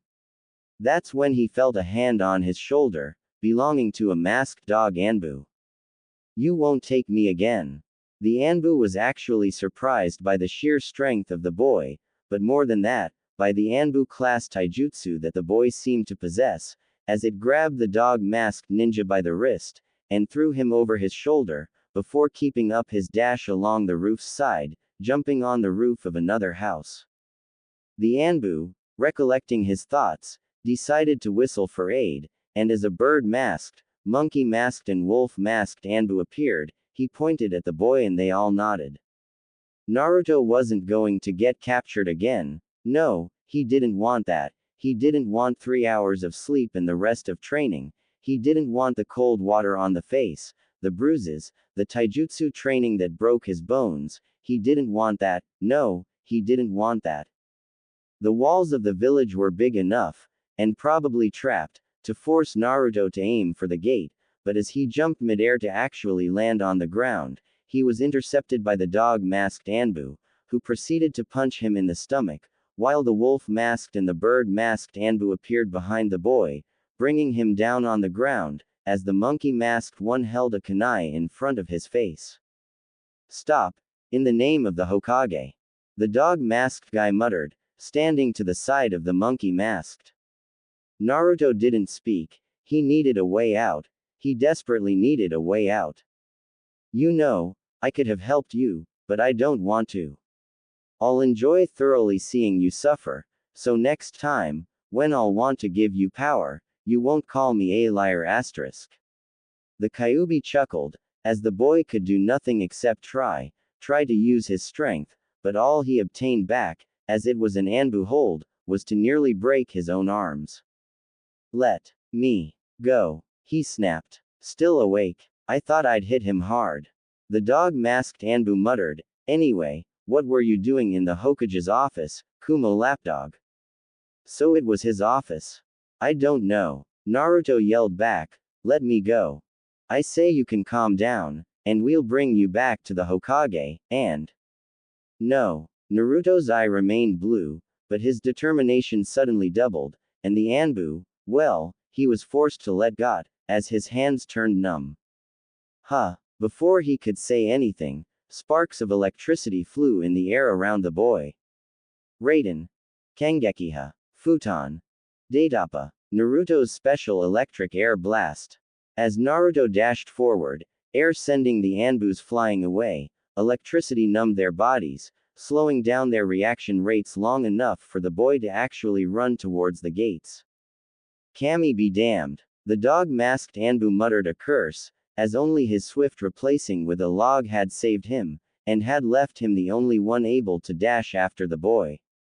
Have to use it, after all, he muttered, putting one hand under the mask, and then lifting the forehead protector, long enough for his only Sharingan to see the light. Running time is over. As he shunshined straight in front of the boy, his eyes locked with those of the boy, before the boy fell on the ground, caught in a genjutsu. Dog-masked Anbu was puzzled, however, as he covered his Sharingan once more. Those eyes, they weren't those of a cold-blood murderer or Anbu from Kumo, those were the eyes of a scared kid who just wanted to leave. Hitaki-san did what? Kushina screeched, staring at Minato, who looked sideways in shame, and you, obviously, had to worsen it all. She added, if I had known you'd use the Fuinjutsu to seal away his chakra, I would never have taught you how to make seals. They were standing in the only sound-proof room of the Namikaze compound, as Kushina had, at the very least, insisted to be there when Minato explained it all to Naruto. The boy was still knocked out cold by the genjutsu that, coupled with his chakra being now sealed, made him a simple sleeping boy until someone else inputted chakra into his brain to disrupt it. Kushina Haim, please, there was no choice. He knew how to do elemental jutsus, and he nearly outran the Anbus. Kakashi-kun himself said he'd have been caught, hadn't he had a lightning affinity to feel the change in his chakra nature. The boy managed to have an Anbu class trained by me ninja use his own trump card, the Sharingan, to take him down. I can't let him use chakra. He's not just any genin. Minato replied, pointing at the sleeping boy. So, what did the council decide on the matter? Kushina queried back, sitting down on the side of the couch where the boy had been laid, to caress Naruto's hair. They accepted him staying in an apartment nearby, and they approved of us taking back one of your relatives. In that way, I justified him being close to us, and it will provide a good enough reason to why you outright snapped in fury in the land of waves. Minato replied softly, earning himself a if a look could kill you'd be dead right now asterisk. I did not snap in fury, I took my son back. Kushina replied, sternly, and I'm already thinking I should just tell it to everyone and be done with it. Danzo be damned. Her gaze turned soft while looking at the boy's face. Kushina Haim, we must still wait. Kumo's reply, you know, worst to worst, it might end up with him being brainwashed and used as a weapon by Danzo, if it ends in war. As Minato spoke, he suddenly ducked down, as a set of chakra chains had appeared from Kushina's back, who was staring at her husband with fury. Get out of here before I murder you, Minato. Danzo will have to pass on my corpse if he wants my son. Go and play politics or go be the Hokage, but leave. Minato, not wanting to become a live porcupine, dashed for the exit, closing the door behind him, and stopping with a gah. As he stared at the puzzled expression on Katsumi's face. Otu-san, where is Okawa-san? I want to ask her if she can braid my hair. As Katsumi said that, with a smile, her red hair let loose that reached shoulder length, her adorable pout coupled with her blue eyes, Minato ruffled her hair with a smile, and replied. Katsumi-chan, your Ka-san is busy right now, and not of a good humor, how about we go, you and I, out for ramen? As Minato said that, Katsumi's eyes sparkled, and, nodding, she dashed off to get ready. As father and daughter left for the Ichiraku's stall, a mother was worriedly trying to come up with the right words. Naruto, I am your mother. I didn't know you were alive till now, and once I found you I simply couldn't leave you with the Kumo ninjas. Your father is the Hokage, and, yeah, he did wound your Yugito Onichan, but they were using you, you know. Yeah, treated you like a weapon. Yes, but I won't and neither will Minato. You'll have a normal life, and if you want, I know you like ramen, so if you want you can open a ramen stand, There's Ichiraku's ramen that's really good, yes, and then there's a Yame-chan who's a nice girl, she's homely and, just when did I end up on marriage agreements? No, no, calm down Kushina, you're the red-hot-blooded habanero, you can do this, it's not like you're on a S-class mission, you can't screw this up. As Kushina nervously fidgeted with her hair, walking in a straight line back and forth in front of Naruto's laying form, on the couch. Well, here goes, she muttered to herself, moving closer to Naruto's face, and then whispering softly, Kai. For a moment, nothing happened, but Kushina knew that Naruto was awake, because he suddenly stiffened, trying his best to remain motionless. Nah, Naruto-kun, Kushina hesitantly asked the boy, who didn't reply, keeping his eyes closed. Naruto-kun, please, open your eyes. Naruto didn't move, however, he wasn't stupid. The Anbu had taken him, but if he stood very still, then they'd lower their guards, maybe. He just had to make sure they moved away from him, and then he'd be able to run. There was another reason he wasn't moving, he recognized the voice. It was from that woman who had attacked him, who had hit him with the chains. He didn't know why, but she knew his name, his real name, and when he had turned around she had attacked them. Even Yugito Onichan hadn't been able to defeat her, and right now, he felt weak. He felt really, really weak. Naruto-kun, please, open your eyes. There was something wet on his right cheek now, a droplet of water, then another, and another one. As he realized the woman wouldn't leave, he slowly opened his eyes, to see the red-haired woman looking down on him, as he was laying on a couch and she was standing, her arms on the side of his head, and her crying face over him. She gasped, when she saw him open his eyes, and then she did something Naruto didn't expect her to. She simply hugged him tightly, crying on his shoulder. This was wrong. He was the one meant to yell at Kami for having brought him into another hellish suffering, for having handed him over to the Anbu once more. He should be the one crying and lamenting his fate. The woman had no reason to cry, but he couldn't feel anger, he couldn't feel much, he just felt, spent, void. Naruto, my Naruto, she whispered, still crying, as she held him in a hug, why my? He wasn't hers, he belonged to Kumo, he wasn't, oh. He had become an object once more. He was a weapon, right? Now he was her weapon maybe.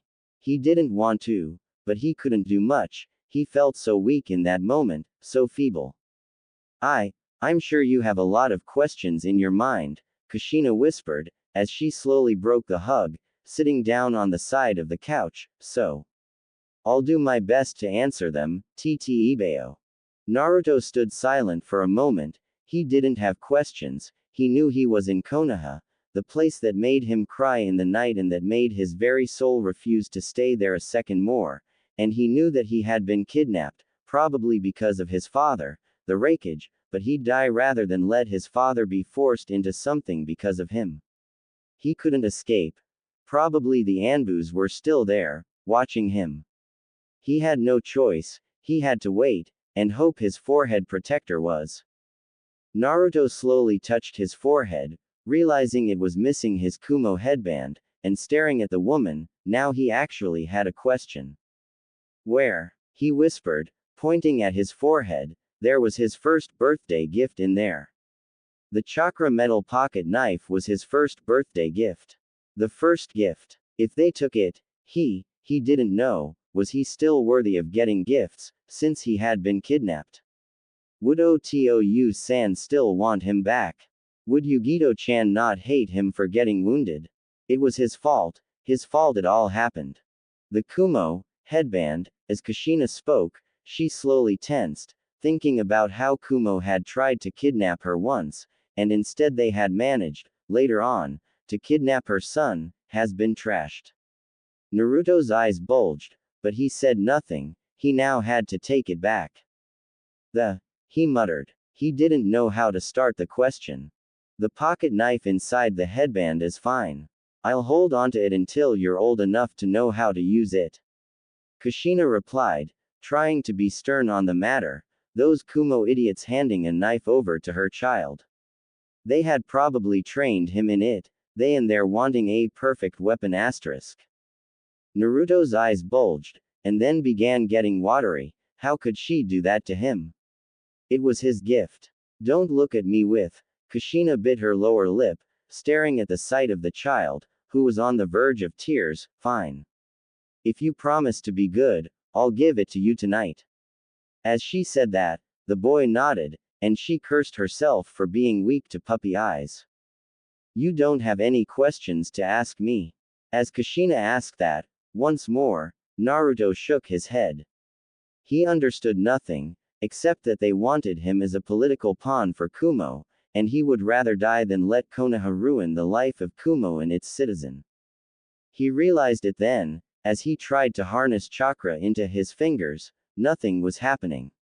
It was like when he had been in the snow country, but he didn't see any mechanical devices on him. This was strange, but expected. They wouldn't want a weapon to run around freely, right?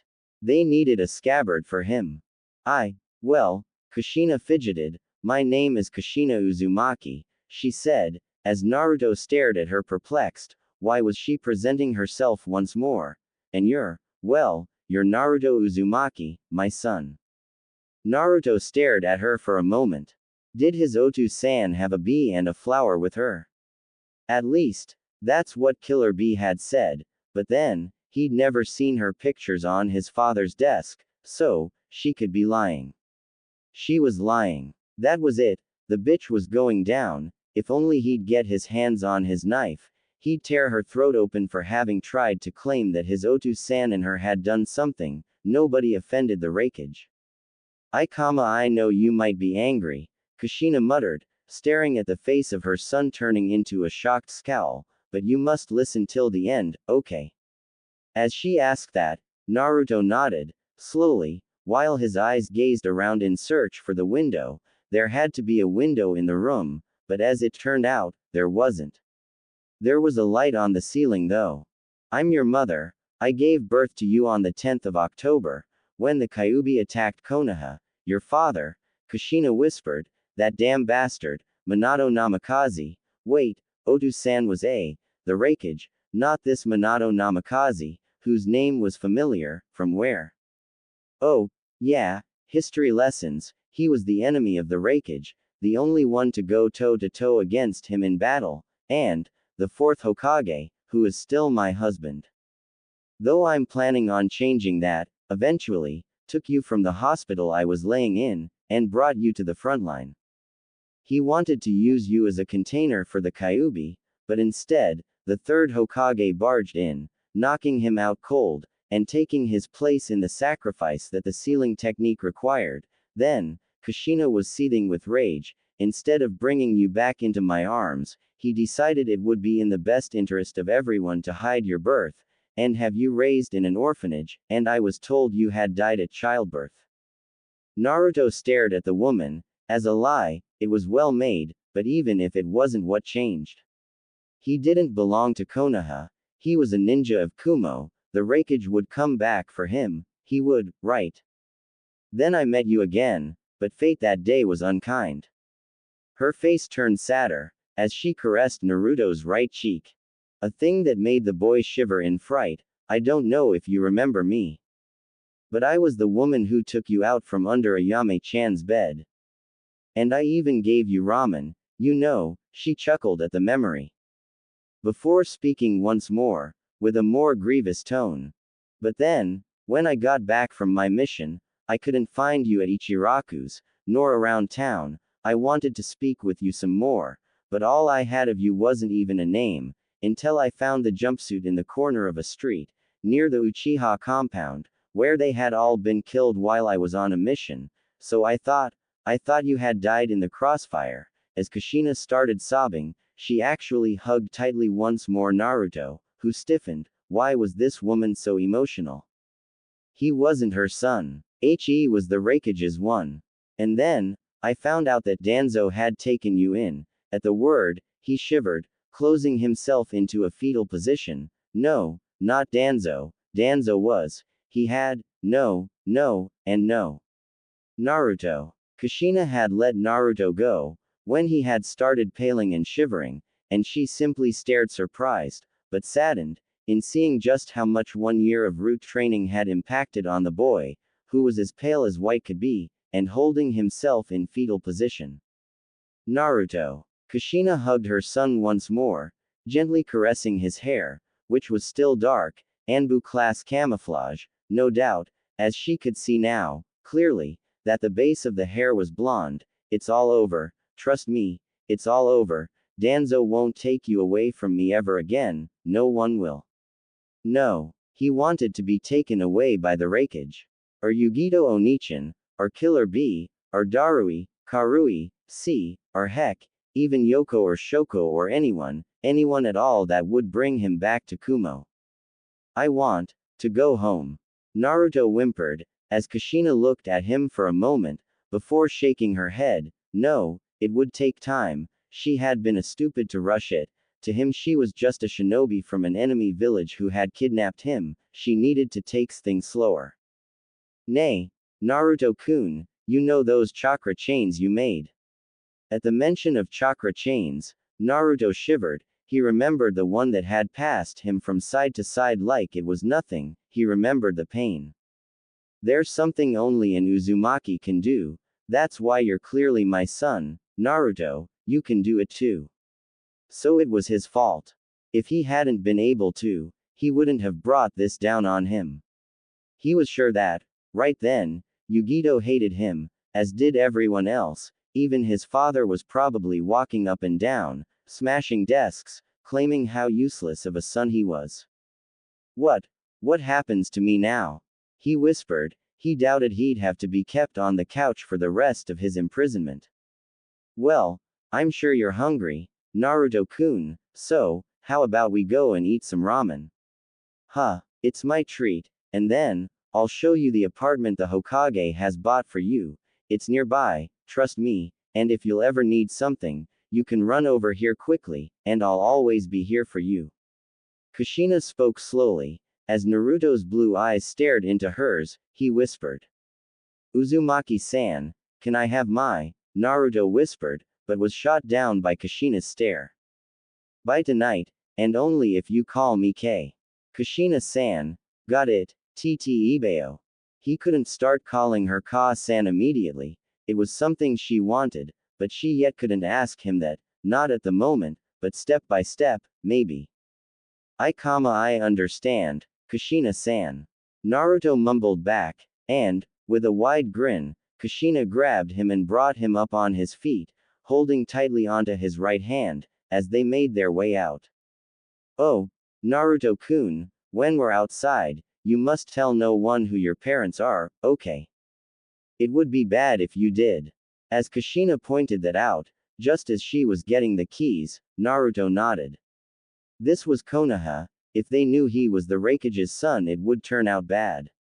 As they left, Naruto started looking around, searching for where the bins were and realizing, to his dismay, that the garbage had already been collected for the day. This meant he'd have to stay awake all night long. He needed to find the garbage dump, and from there, look for his headband. Naruto was washed with different feelings, as he saw the people stop by and wave at Kushina, using the Sama expression, and actually smiling at him too, probably because of the hair color.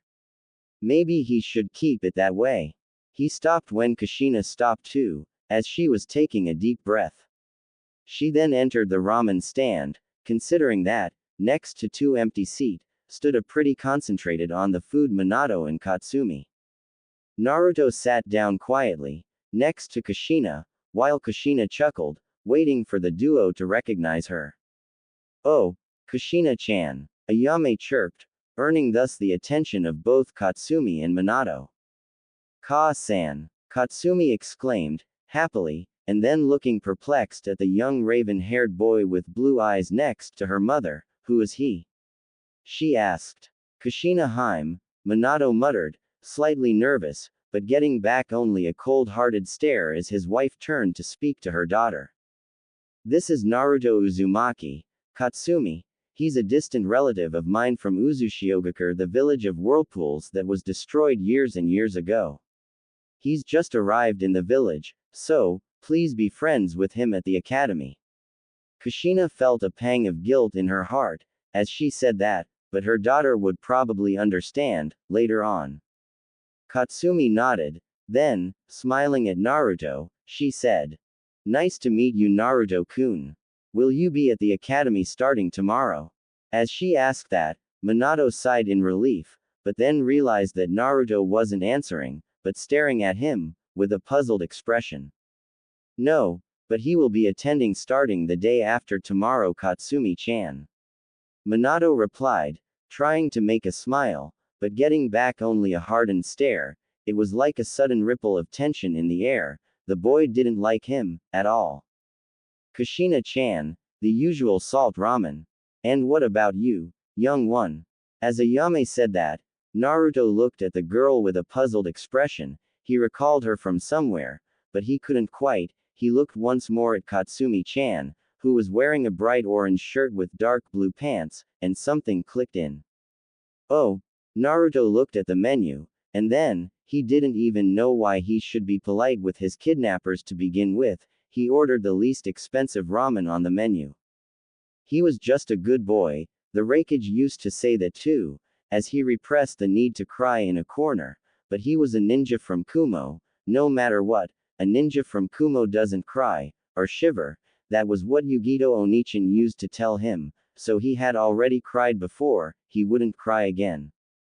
First off, act like a good boy, get the knife back, secondly try and get the headband back, then die like a Kumo shinobi, bringing down as many as possible with him.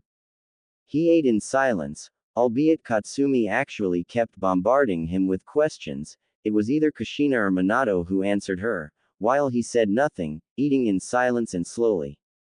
He liked the ramen here. It wasn't bitter at all like Hakaku's, but still, he couldn't gulp it down quickly, or they'd ask him if he wanted another one.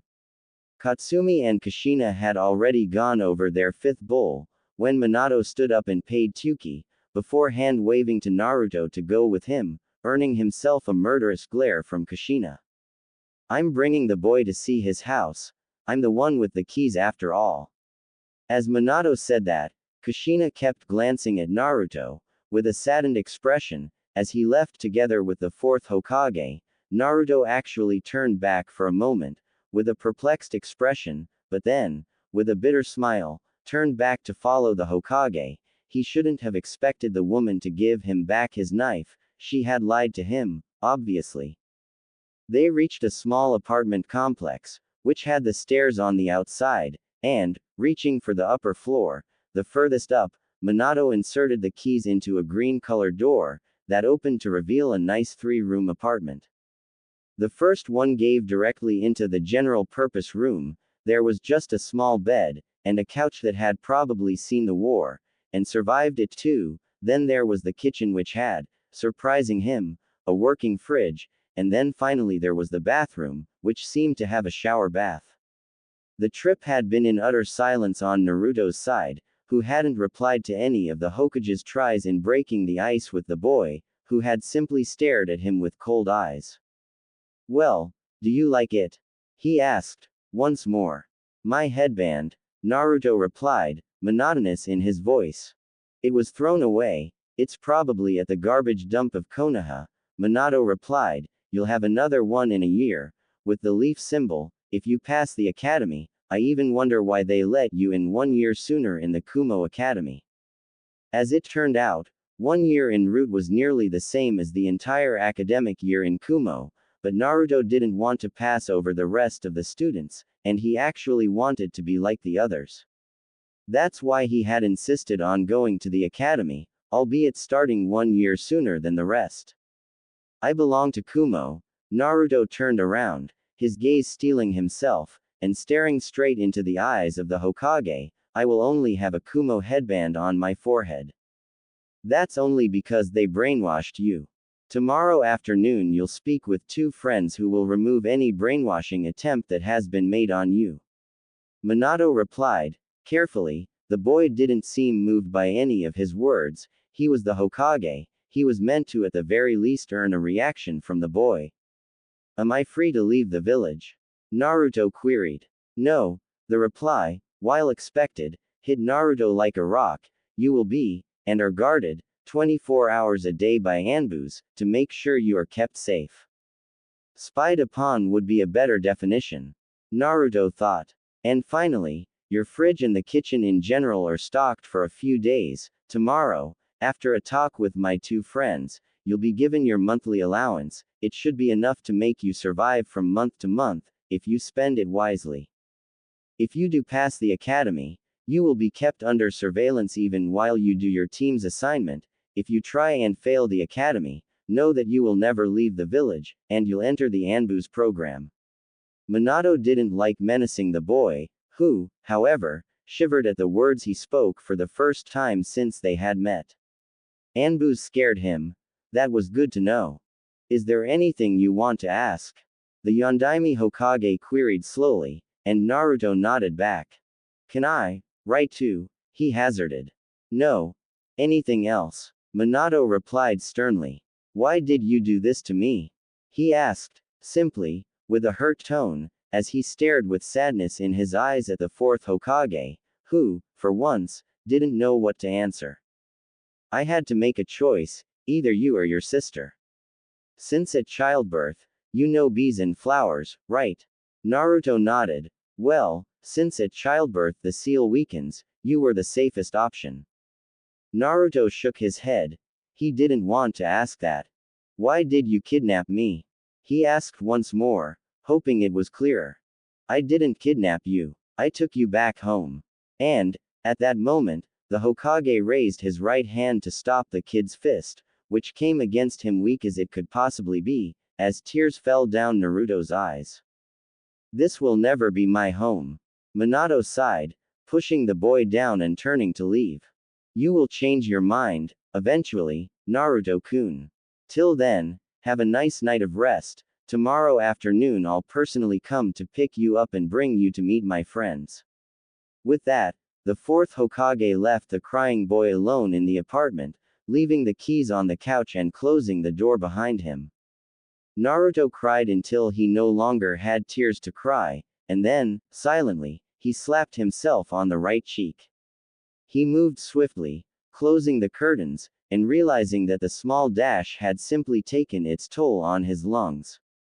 Already, he muttered, shaking his head. Done something to me, what? He muttered his curses as he closed every window and curtain he could find, leaving the room in a pitch-black darkness, before moving to the bathroom, where he took off his clothes, and sighed. Not even a razor in there.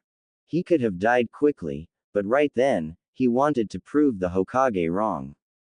Thoughts of how he'd mercilessly crush and destroy him, of how he'd feast on his blood, ran through his head while he thanked Kami that the water was at least lukewarm. He dipped in, sighing deeply, as he submerged himself, head included, after realizing there was a strange tattoo on his right arm. He stood underneath the water for a couple of minutes, slowly letting his hair slowing down, as he started feeling his consciousness fade, until he felt the familiar tremor of footsteps moving closer and then stopping. He silently opened his eyes, staring underneath the water surface at the dog-masked Anbu, who looked surprised at having been conned into coming out from his hiding spot. Naruto slowly emerged from the water, coughing the liquid out of his lungs, and staring with a small smile at the Anbu. I would advise against forcing us to break into your room, Naruto-kun, or attempting suicide. The Anbu spoke slowly, earning himself a chuckle as a reply. I don't care. I just wanted to know something, before you bastards kept acting like the Hokage's damn frigging lapdogs. As he spoke that with hate, and venom in his voice, he slowly added, I know what I am, and I know that you know. The civilians know that too, obviously. So, if they'll attack me, will you break the mob? We have orders to guard you from lethal injuries. We take shifts, so some of us might break the mob sooner, while others might not. The dog-masked Anbu was slightly pissed. This was anything but the sensei's son. Maybe he should place him under a genjutsu directly through the Sharingan, to make him behave. And I guess I have to man up and take the blows like a goody two-shoes bastard, right? Naruto replied, shaking his head, I don't know who you are, but know this, I am a ninja of Kumo. I don't know what the hell you did that prevents me from using chakra, but I can be pretty lethal even with a stone in my hand. So let's make this clear. I will answer with lethal force, should any bastard try and hit me. So share the news around. You either stop them soon, or you take their corpses off the road. Kakashi would have chuckled at such an ill attempt at making menaces, but he couldn't. He saw the gaze of the boy. He had seen a lot of eyes, but never had he seen them change so swiftly, from the morning, when it was nothing more than a kid trying to escape, to now, where they look like a cold-blooded murderer. And one final thing. Don't call me Naruto, he muttered with ill-repressed anger, I am Monster. Konoha next day. Monster had woken up in the bed, and was hearing a strange noise coming from the kitchen, of cutlery moving and of a female voice humming a happy tune. He looked around and sighed. No, it hadn't been a bad nightmare. This wasn't his home in Kumo, this was that hellish hole of Konoha. He slowly slid out of the bed's only paper-thin sheet, and groggily looked at his clothes, which stood in tatters on the couch. He had tried, after the refreshing talk with the dog-masked Anbu, to find out where the garbage general area was, and unluckily, he had discovered by the movement of the cleaning guys, that it was out of the city, and he couldn't go outside. His clothes, on the other hand, had already gone past the cleaning time, and considering they even had a hole, straight in the stomach area, it was better not to use them. So he was without clothes. He'd probably wait for the damn Hokage to knock at his door, so he could insult him some more. Still, the voice in the kitchen didn't seem to be from the Hokage, unless the Hokage actually was a female. He sighed. The trousers, at least, were usable. As he put them on, he heard the footsteps moving from the kitchen back to where he was, and the red-haired woman, Kushina, if he recalled her name correctly, the woman who said she was his mother, smiling at him. Naruto-kun, sorry I barged in, but I thought you'd like to have breakfast cooked in your first morning in Konoha. Was she taking him for a spoiled brat? He could cook just fine. He had to learn how to, since Yugito, no matter what, was completely unable to handle anything more than putting water and instant ramen together, while Darui never cooked, Killer Bee never, ever was left to go near any and all cooking utensil, and C, while a good cook, only rarely did so he had learned how to cook, and he knew how to cook. Still, he had to act like the good boy, right? That was the deal to get his knife back. He had thought that maybe she'd give it to him last night, but then again, she'd probably give it to him in the morning, if he acted nice. Thank you, he muttered, as he looked with a puzzled expression at his clothes, letting his finger pass through the hole, which had some dried blood on it, his dried blood on it, in an effort to think if he could stitch it. He had no needle and no strings, however. Oh, you don't have any other clothing? As she asked that, Kushina would have wanted to grab the scorching hot frying pan and hit herself with it. Obviously he hadn't, they basically kidnapped him. No, he replied, shrugging. Would you like it, if we went to buy some clothes for you, in the afternoon, Ttibao? She asked, hopeful. Can I get my knife back if I do? Naruto replied, as Kushina's face turned like that of a ball fish. Your pocket knife. I forgot it at home. Oh Cammy, I'm sorry, I'll get it for you this afternoon, just be good all morning, okay? She was sorry. At least, she looked sincerely sorry. She then took a quick glance at her watch and gasped. Oh Cammy, I'm going to be late. Sorry Naruto-kun, we'll see each other this afternoon okay? With that, she dashed off. Naruto didn't want to be mean, but considering that both the Hokage and his wife wanted him in the afternoon, he didn't say anything, let them sort each other out, he'd simply try and take a walk around. The nice smell coming from the kitchen, however, made him first head over the room where a quite extravagant breakfast stood, and a message on the table, probably if he didn't wake up with her in the house and queried to Cammy why there would be breakfast on the table. Naruto, I prepared breakfast for you, didn't know what you liked, so just write it down with the pen. That explained the large amount of food, which still Naruto had no trouble eating. He grabbed the pen, looking at it for a moment, if only he could use chakra, he could try Killer Bee's trick with lightning chakra and a pen. He stared at the now empty platters, and more on reflex, he washed them off, before writing down a reply. I enjoy anything which can send me back to Kumo faster. Then, just to prove the point, he stabbed the pen down on the note, before turning around to leave through the door. He was slowly getting more pissed than ever, at the sight of the people walking, smiling, and generally not caring. Still, he was a ninja, so he had better train, academy his frigging. Calm down, he muttered to himself, taking a deep breath. Just stay calm, the moment will come, calm down. Taking a final breath, he decided to stroll around, until he found an empty training ground. He looked around for a moment, then, as he realized that nobody was actually using it, decided to start doing push-ups. Dog-masked Anbu, also known as Kakashi Hatake, copycat ninja, stood perched on a tree branch, hidden in the shadows, as he watched his target do push-ups.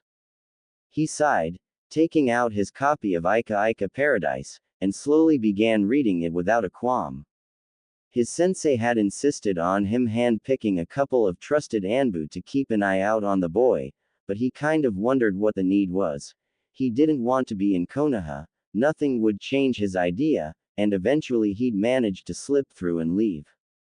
It wouldn't take him much, and he kind of pitied whoever would end up having him as a member of a team. He wouldn't work with them, he'd outright try to kill them, or escape. Sure, he was without chakra, but what about having to do the school's exams? Unless Minato-sensei expected the boy to turn to love Konoha in a matter of days, eventually the ninjutsu portion of the lessons would be covered, and he'd have to participate into it. The boy had managed to bypass an Anbu hold with pure lightning chakra and wind chakra, and the two were natural enemies. He didn't know wherever he'd want the boy under his wing to train him, because he clearly was a natural, or wherever he should ask that he'd be sent back to Kumo in the immediate. It was at that moment, however, that Kakashi heard a too familiar yash. Guy-sensei, look at that youthful student. A green spandex-clad bushy-browed guy spoke, which made Naruto actually jump on his feet and stare, surprised, at what looked like a sort of mutant offspring of an even bigger green spandex-clad bushy-browed man. Lee-kun, you were right. The flames of youth burn brightly in this boy. Guy-sensei. Lee-kun. As the two got closer, a sort of morning sun rose from behind their back, as Naruto, on the other hand, sighed. Still, they both had their forehead protectors, of Konoha. So, youthful kid, what is your name? As Guy queried that, moving closer, he already knew it. Sooner that morning all the Junin-level ninjas had been informed of the new addition to the Konoha village, but he was surprised to see that the fabled Kyuubi Jinchuriki was nothing more than a boy, a slightly weak-looking one at that. Monster, Naruto muttered, with a nod. That is a nickname, but it's a nice coincidence. For I am the great and beautiful and charismatic green beast of Konoha. As Guy said that, with a wide smile, Naruto raised his right eyebrow. The man was strange, but Naruto chuckled. Are you laughing at Guy-sensei flame of youth? Lee said, slightly angry, but stopped when he saw Naruto shaking his head. You're nice. As he said that, Kakashi was the one surprised. What did the boy mean with that? Guy actually blushed, before laughing. Ah, then the flame of youth burns brightly into you too. Yosh. Guy-sensei, let us celebrate by running around Konoha 20 times. Can I come too? As Naruto asked that, Guy actually smiled even more. Sure. Lee, rejoice, for you have a new sparring partner. Yosh. Fire appeared into Lee's eyes. We will train until the sun sets. Until the moon shines brightly. Guy-sensei replied. Yosh. Naruto replied, smiling even more, and mimicking the other two movements. Kakashi, he obviously didn't buy it, the smile was a fake one, but wherever Guy had realized it or not, he shrugged, he'd still keep an eye out on the boy. Then let's get started. With that, Naruto actually got new clothes. Sure, they were green, with orange arm and leg warmers, but they were clothes. He tired out sooner than expected, but later than what both Guy and Lee had thought at first glance. You can stop for today, Monster-kun. We'll keep going tomorrow, same place same hour of today. Rekindle your flame of youth with food and rest. As he said that, Guy-sensei dashed off in the distance, followed by Lee. Naruto, on the other hand, looked up at the sky, and sighed. He hadn't managed to avoid going to meet his father's friends asterisk. Brainwashed him. They were the one who had brainwashed him. Though he shook his head, no, he wasn't going to meet his father's friends, he was going to meet the Hokage's friends, whoever they were or whatever they wanted. As he slowly got to the door he sighed, realizing it had been opened. Entering, he expected already his mother to be inside, but instead, he was surprised. Written with pig blood, there were writings on the walls like monster go and die, suffer. Demons need nothing. Everything had been trashed or destroyed, and the kitchen wasn't in such a nice state either, though the block notes and the pen were missing. Naruto shrugged at everything, even at the clogged toilet. He kind of wondered why they were insisting on it. He didn't want to be there. Why did they think he wanted to? He was on the verge of a mental breakdown. He didn't want to be there and the people didn't want him to be there.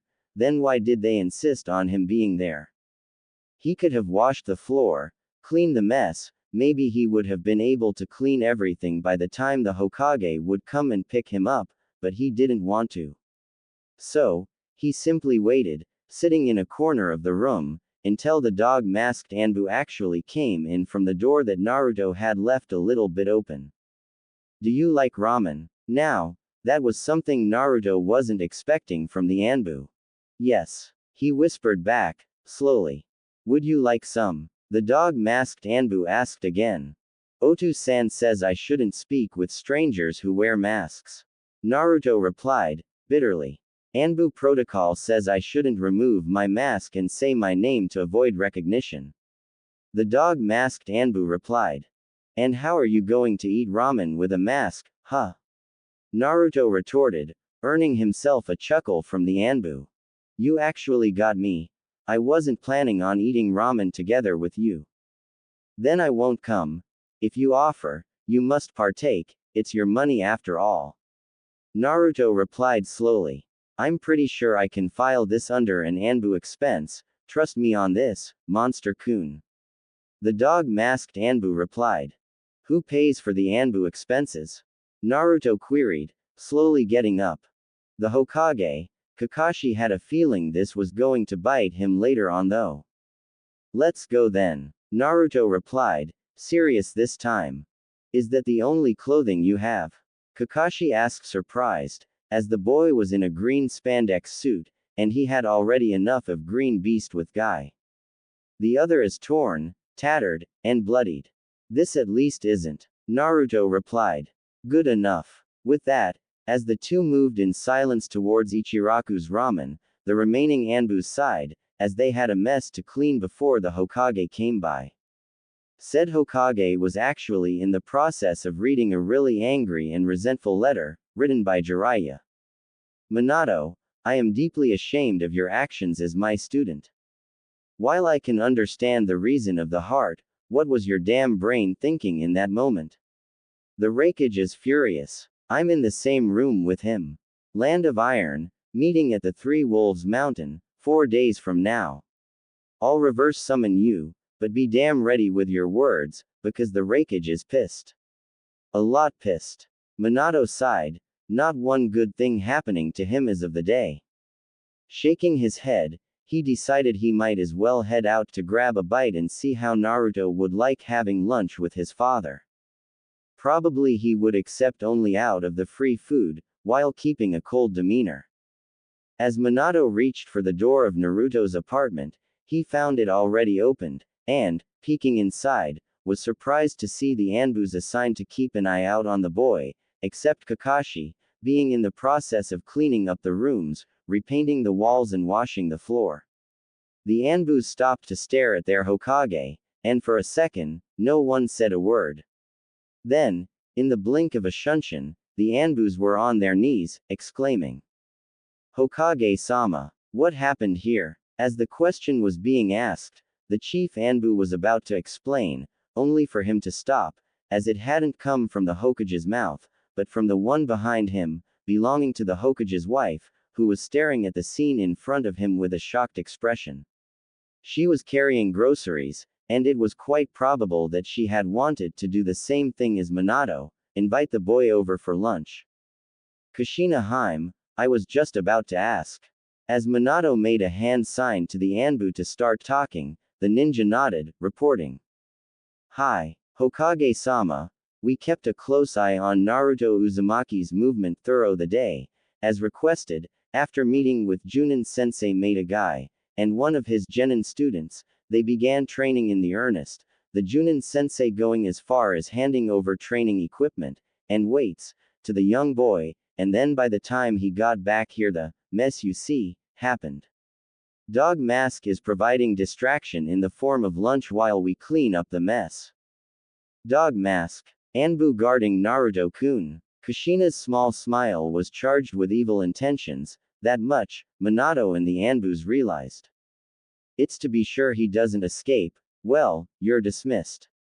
See to it that the apartment is cleaned completely. With that, Minato turned to leave, Kushina actually following in tow, while the Anbus sighed, having avoided the Hokage's wrath, and, chuckling, they thanked Kami not to be subjected to the Hokage's wife wrath. Why did you do this? Anbu guards. You said the Anbu patrols would be enough. Kushina muttered, grabbing Minato by the arm and holding him tightly, so he wouldn't try and escape. Ouch, Kushina Haim, you must understand that it was for his own good. Danzo, he whispered back, might have still some strings, and if he kidnaps him again, then he'd certainly be far more careful than before. Kushina's eyes narrowed, as he pinched Minato's arm strongly. Have you spoken to Jiraiya-san about Naruto? It would be safe with him in Konoha. You know, a legendary Sannin as a bodyguard, would be far better than Anbu's taking turns. Concerning Jiraiya-sensei, in 4 days I'll be leaving for the lands of Iron, to speak with the Raikage. Turns out Jiraiya was there too, in the Raikage's office. As Minato spoke slowly, Kushina's eyes watered. Oh, if only I had waited, no. What is done is done. Kushina's gaze turned stern, once more, as she clenched her fists. Listen, I'm sure everything will turn out fine, and a war will be avoided, but if it isn't the case, as Minato spoke, then I will have to do what is best for the village, you understand. And I will do what is best for my son, Minato, even if it means betraying the village. As Kushina whispered that, Minato's eyes bulged in shock, but the Hokage said nothing. I understand, he whispered back. As they reached for the ramen stand, they saw a dog-masked Anbu sitting down, reading a Ika Ika Paradise novel, while next to him Naruto was, at his 17th bowl. The Anbu seemed not to care in the slightest, as he had already said to put everything on the Anbu's headquarters expenses. Naruto-kun. As Kushina actually watched in surprise what quantity of ramen Naruto could actually eat, the boy stopped for a moment, turned around, and then raised an eyebrow. Afraid I was going to run away from this prison, Hokage-sama. No. I was expecting you to come see me for the sorry state your apartment is in. Minato replied, gritting his teeth. Naruto-kun, if you want you can sleep at the Namikaze mansion, there's a guest room there. As Kushina suggested that, Naruto shook his head. Thanks, but I'd rather keep staying in the monster's den that this prison offers me, so, Hokage-sama, where are your two friends that want to brainwash me? As he said that, he jumped off the seat, eyeing only Minato, ignoring completely Kushina's face that had gone sorrowful over his harsh words. They are not going to brainwash you, but they will certainly get you back into your rightful state of mind. As Minato muttered that, he turned around, harshly starting to walk and silently expecting Naruto to refuse, so that he could at least get a good punch in. Unluckily, the boy followed, completely ignoring Kushina who was on the verge of tears. Thanks for the meal dog Mask-san, were the last words of Naruto, before turning a corner, and disappearing from sight. Kumo 4 days later. Yugito Onichan, I'm home. Naruto jumped straight into the arms of the Nibi Jinchuriki, who smiled back at the blonde-haired boy, hugging him tightly, and bursting into tears. Until she heard the rattling of the chains, I'll protect you, Yugito Onichan. Naruto said. Then it all came in a barrage of scenes, the bridge, the fog, the chain piercing through a happy and smiling Naruto who was trying to protect her, tell her everything was okay, the blood, him being taken away by the darkness, the hands of the Hachibi too slow to do anything, the rattling of the chains. Onichan, I trusted you. Again the rattling. Again Naruto tied and shackled in a cellar getting hit repeatedly, getting burned, maimed, and exhaling his last breath. Yugito ni woke up with a cry, in the deep of the night, and began shaking violently. She stood up, looking at the clock that marked not even 3 in the morning. She had swiftly dressed up, hoping that it was a lie, that Naruto hadn't been kidnapped by the Hokage himself and his whore of a wife, that she had been weak, and she had lost the boy who was like a brother to her, and she couldn't protect him. She slowly moved down the corridor, to where Naruto's room was, and she slowly opened it, before closing it up once more. No, it was empty, Naruto wasn't there. It wasn't a nightmare. They had taken the boy in such a gruesome way, and now he was probably being tortured, brainwashed, or even worse, and maybe he was being turned into a weapon, or outright killed to let someone else claim the Kyuubi, his body laid to rot somewhere in a grave without a name. She shook her head, trying to keep the tears from falling down her cheeks, when she heard the door behind her open slowly. Hey, a bit late at night, went for milk, cat. Killer Bee had actually stopped rapping. He had vowed to start again only after receiving a fist bump from Naruto, and not before. Why can't we go and save him, B? Yugito replied, turning around, her eyes red, facing the Hachibi's Jinchuriki, who had a saddened expression on his face. Bro's got it tougher. He can't wage war for the kid, as he wasn't actually village-less when we found him. They used him as an anger reliever and forced him to such points that he called himself monster. Yugito exclaimed back, tears starting to water her eyes once more. But he was of Konoha, we took him in for pity, and then he grew on us, and we grew on him. I'm sure that he'll choose us in 5 years, trust me. But why did the Raikage accept that? Why? Yugito knew it. It hadn't been the first time she had asked the question, nor the first time B had answered her, but she simply couldn't help but ask again, every time hoping the answer would be something she could counter against. Would Naruto have been happy to know a war was waged for him? That would have worsened things up, and they would have probably turned him into a weapon straight off the bat or killed him to make a point and give the Kyuubi to someone else. Instead, since both Kumo and don't say that name, Yugito snapped. That other village had pretty bloody defenses and offenses. They came to a deal. Naruto is a political hostage until he turns an adult, then he gets to choose. In 2 years, there are going to be the Chunin exams, and we are going to be there as the guards of the Raikage, and we'll have our teams participate, so we'll check on the brat. We can even write to him, so everything will be fine. You should trust Naruto, he'll make the right choice. That doesn't mean anything. What if they control him? Yugito asked back, worried. What if they do something bad to him, like torture, or... He's a ninja from Kumo, Yugito-chan. He can defend himself, got it? And the Land of Iron has said they'd send a specialist to make sure he isn't controlled when he makes his choice. It's still 2 years before we even see him again. B-sensei, what if he comes to hate us? To hate me for not having saved him from them. They. Her words died in her mouth, as B chuckled and raised his right fist. Fist bump promise.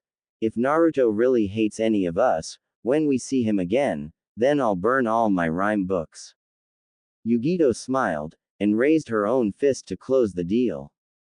Konoha. Naruto hadn't been brainwashed. Nor had they found out he had been brainwashed.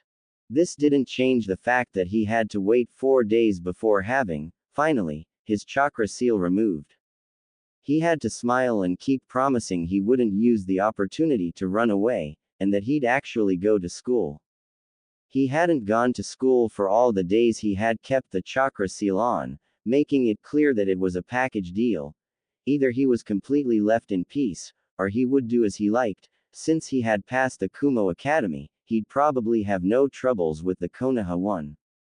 The Hokage had been difficult to convince, and being in a hurry to leave on the 4th day, he had finally promised him he'd get it removed when he came back, if he kept his part of the deal and stayed good asterisk. Till then, he had trained together with Guy Sensei and his student, Lee. The two were strange, but that was their strong point. Being strange meant they weren't doing what they were doing with another purpose, and he had gotten taijutsu lessons for free, the only thing he could actually train on with the chakra seal in place. He had refused any contact except the necessary ones with both Kushina, who still managed to get into his apartment every morning, but had yet to hand him over his pocket knife, claiming she couldn't find it unless he visited her house, a thing he'd only do once dead, and his so-called sister who had tried, repeatedly, to bother him into coming to school but had always gotten the cold shoulder in reply. Finally, however, the day was coming to a close. That day, the Hokage would come back and remove that damn chakra seal. Naruto was thus waiting patiently in the Hokage's office, with Dog Mask next to him, still reading that novel. Is it interesting, at least? Naruto queried the Anbu. It has its points, Kakashi replied. The boy was actually starting to be liked by the Anbu. He was either direct or he was either silent, perfect Anbu material, and he was the first boy he had spoken to for more than 5 minutes without getting pissed off at something. You're nervous, Naruto replied, as if he was stating a matter-of-fact truth. How can you tell? Kakashi was surprised. He would have thought that Anbu class training in covering one's own emotions would be more than sufficient. It's been 2 hours, and you're still on the same page. As Naruto remarked that, Kakashi chuckled, and turned the page.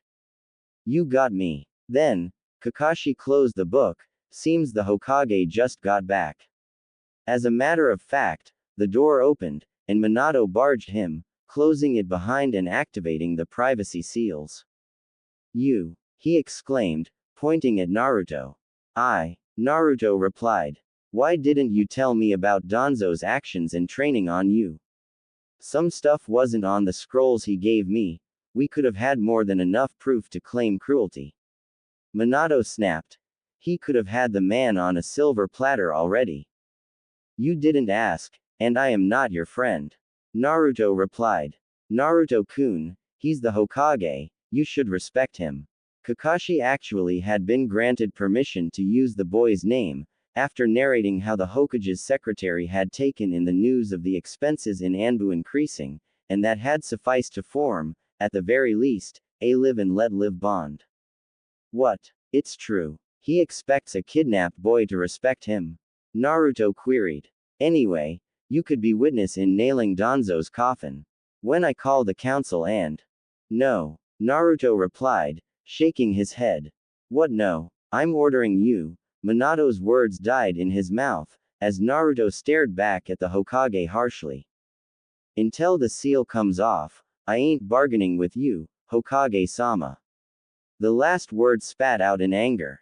Well, he did use the sama, Kakashi thought. Fine, right now it's not like you'd have a place to return to. Minato replied, and, at those words, as he moved closer, Naruto muttered. What do you mean? As Minato grabbed the boy's right arm, to remove the seal, he made a small smile. Oh, you'd like to know, huh? Well, as it turns out, not even your father wished to start a war for you. So he decided to let you stay in Konoha, as a hostage, in exchange for an alliance between Kumo and Konoha. If you leave Konoha before 5 years, the time for the alliance to be cemented, you will be hunted by both Kumo and Konoha, and brought to justice. Seems like your Otu-san was simply using you.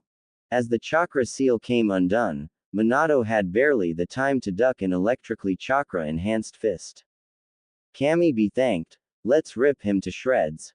Kill him. Not so fast. Just as Naruto was about to launch himself at the Hokage, the man made a single hand gesture, and all chakra dispersed from Naruto's body. Gah! He rolled on the floor in pain, gasping for air. I removed the chakra blocking seal, but I swapped it with a chakra control one. You can use chakra, but, like the caged bird seal of the Hyuga, it takes but a specific hand sign, one that Kakashi-san here has seen and will be able to copy, to suppress it all, and I heard it's quite painful too. Kakashi stared wide-eyed at the scene, before coughing. Sensei, you told him my name. Oh, yeah, I didn't tell you. You're to train the boy privately when school is over and to make sure that he actually attends school. Kakashi actually gulped, he was handing over an overly pissed with Konoha boy to him. That wasn't the deal we had. Naruto yelled back. You said you'd be good, you just tried to attack me. Minato replied. But that was afterwards. And I never said I wouldn't try and kill you while going to school. Naruto answered back, snapping. Then I never said I wasn't going to swap one chakra seal for another. Kakashi-san, you can remove your mask, you'll need to be always alert on Naruto, even when he's at school, if he tries anything funny remove his chakra. With that, Minato turned to the Hokage's desk, which had a good chunk of documents on it. You're both dismissed. And with those final words, Kakashi exited the room last, as Naruto dashed off furiously first.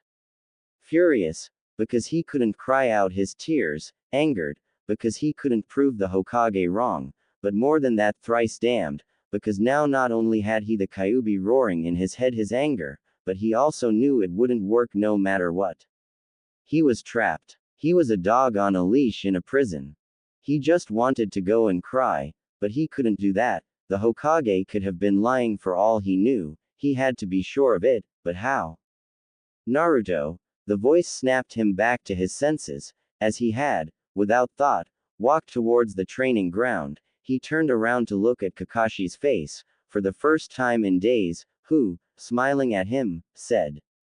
In 2 years, there are going to be the Chunin exam for Konoha's genins. As he pointed that out, he placed the book inside his flak jacket.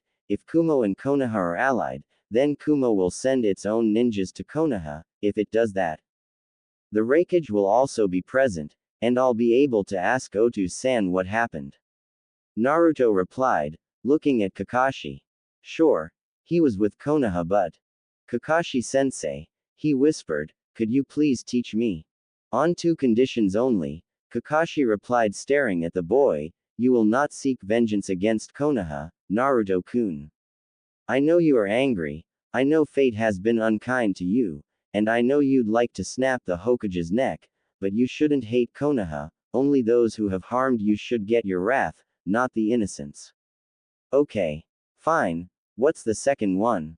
Naruto replied. As the anger left the place to a dull aching in his chest, he realized it wasn't worth it to hate everyone. After all, it was Danzo's fault, not Konoha's, and not all the civilians had hit him with stones or participated in the mobs.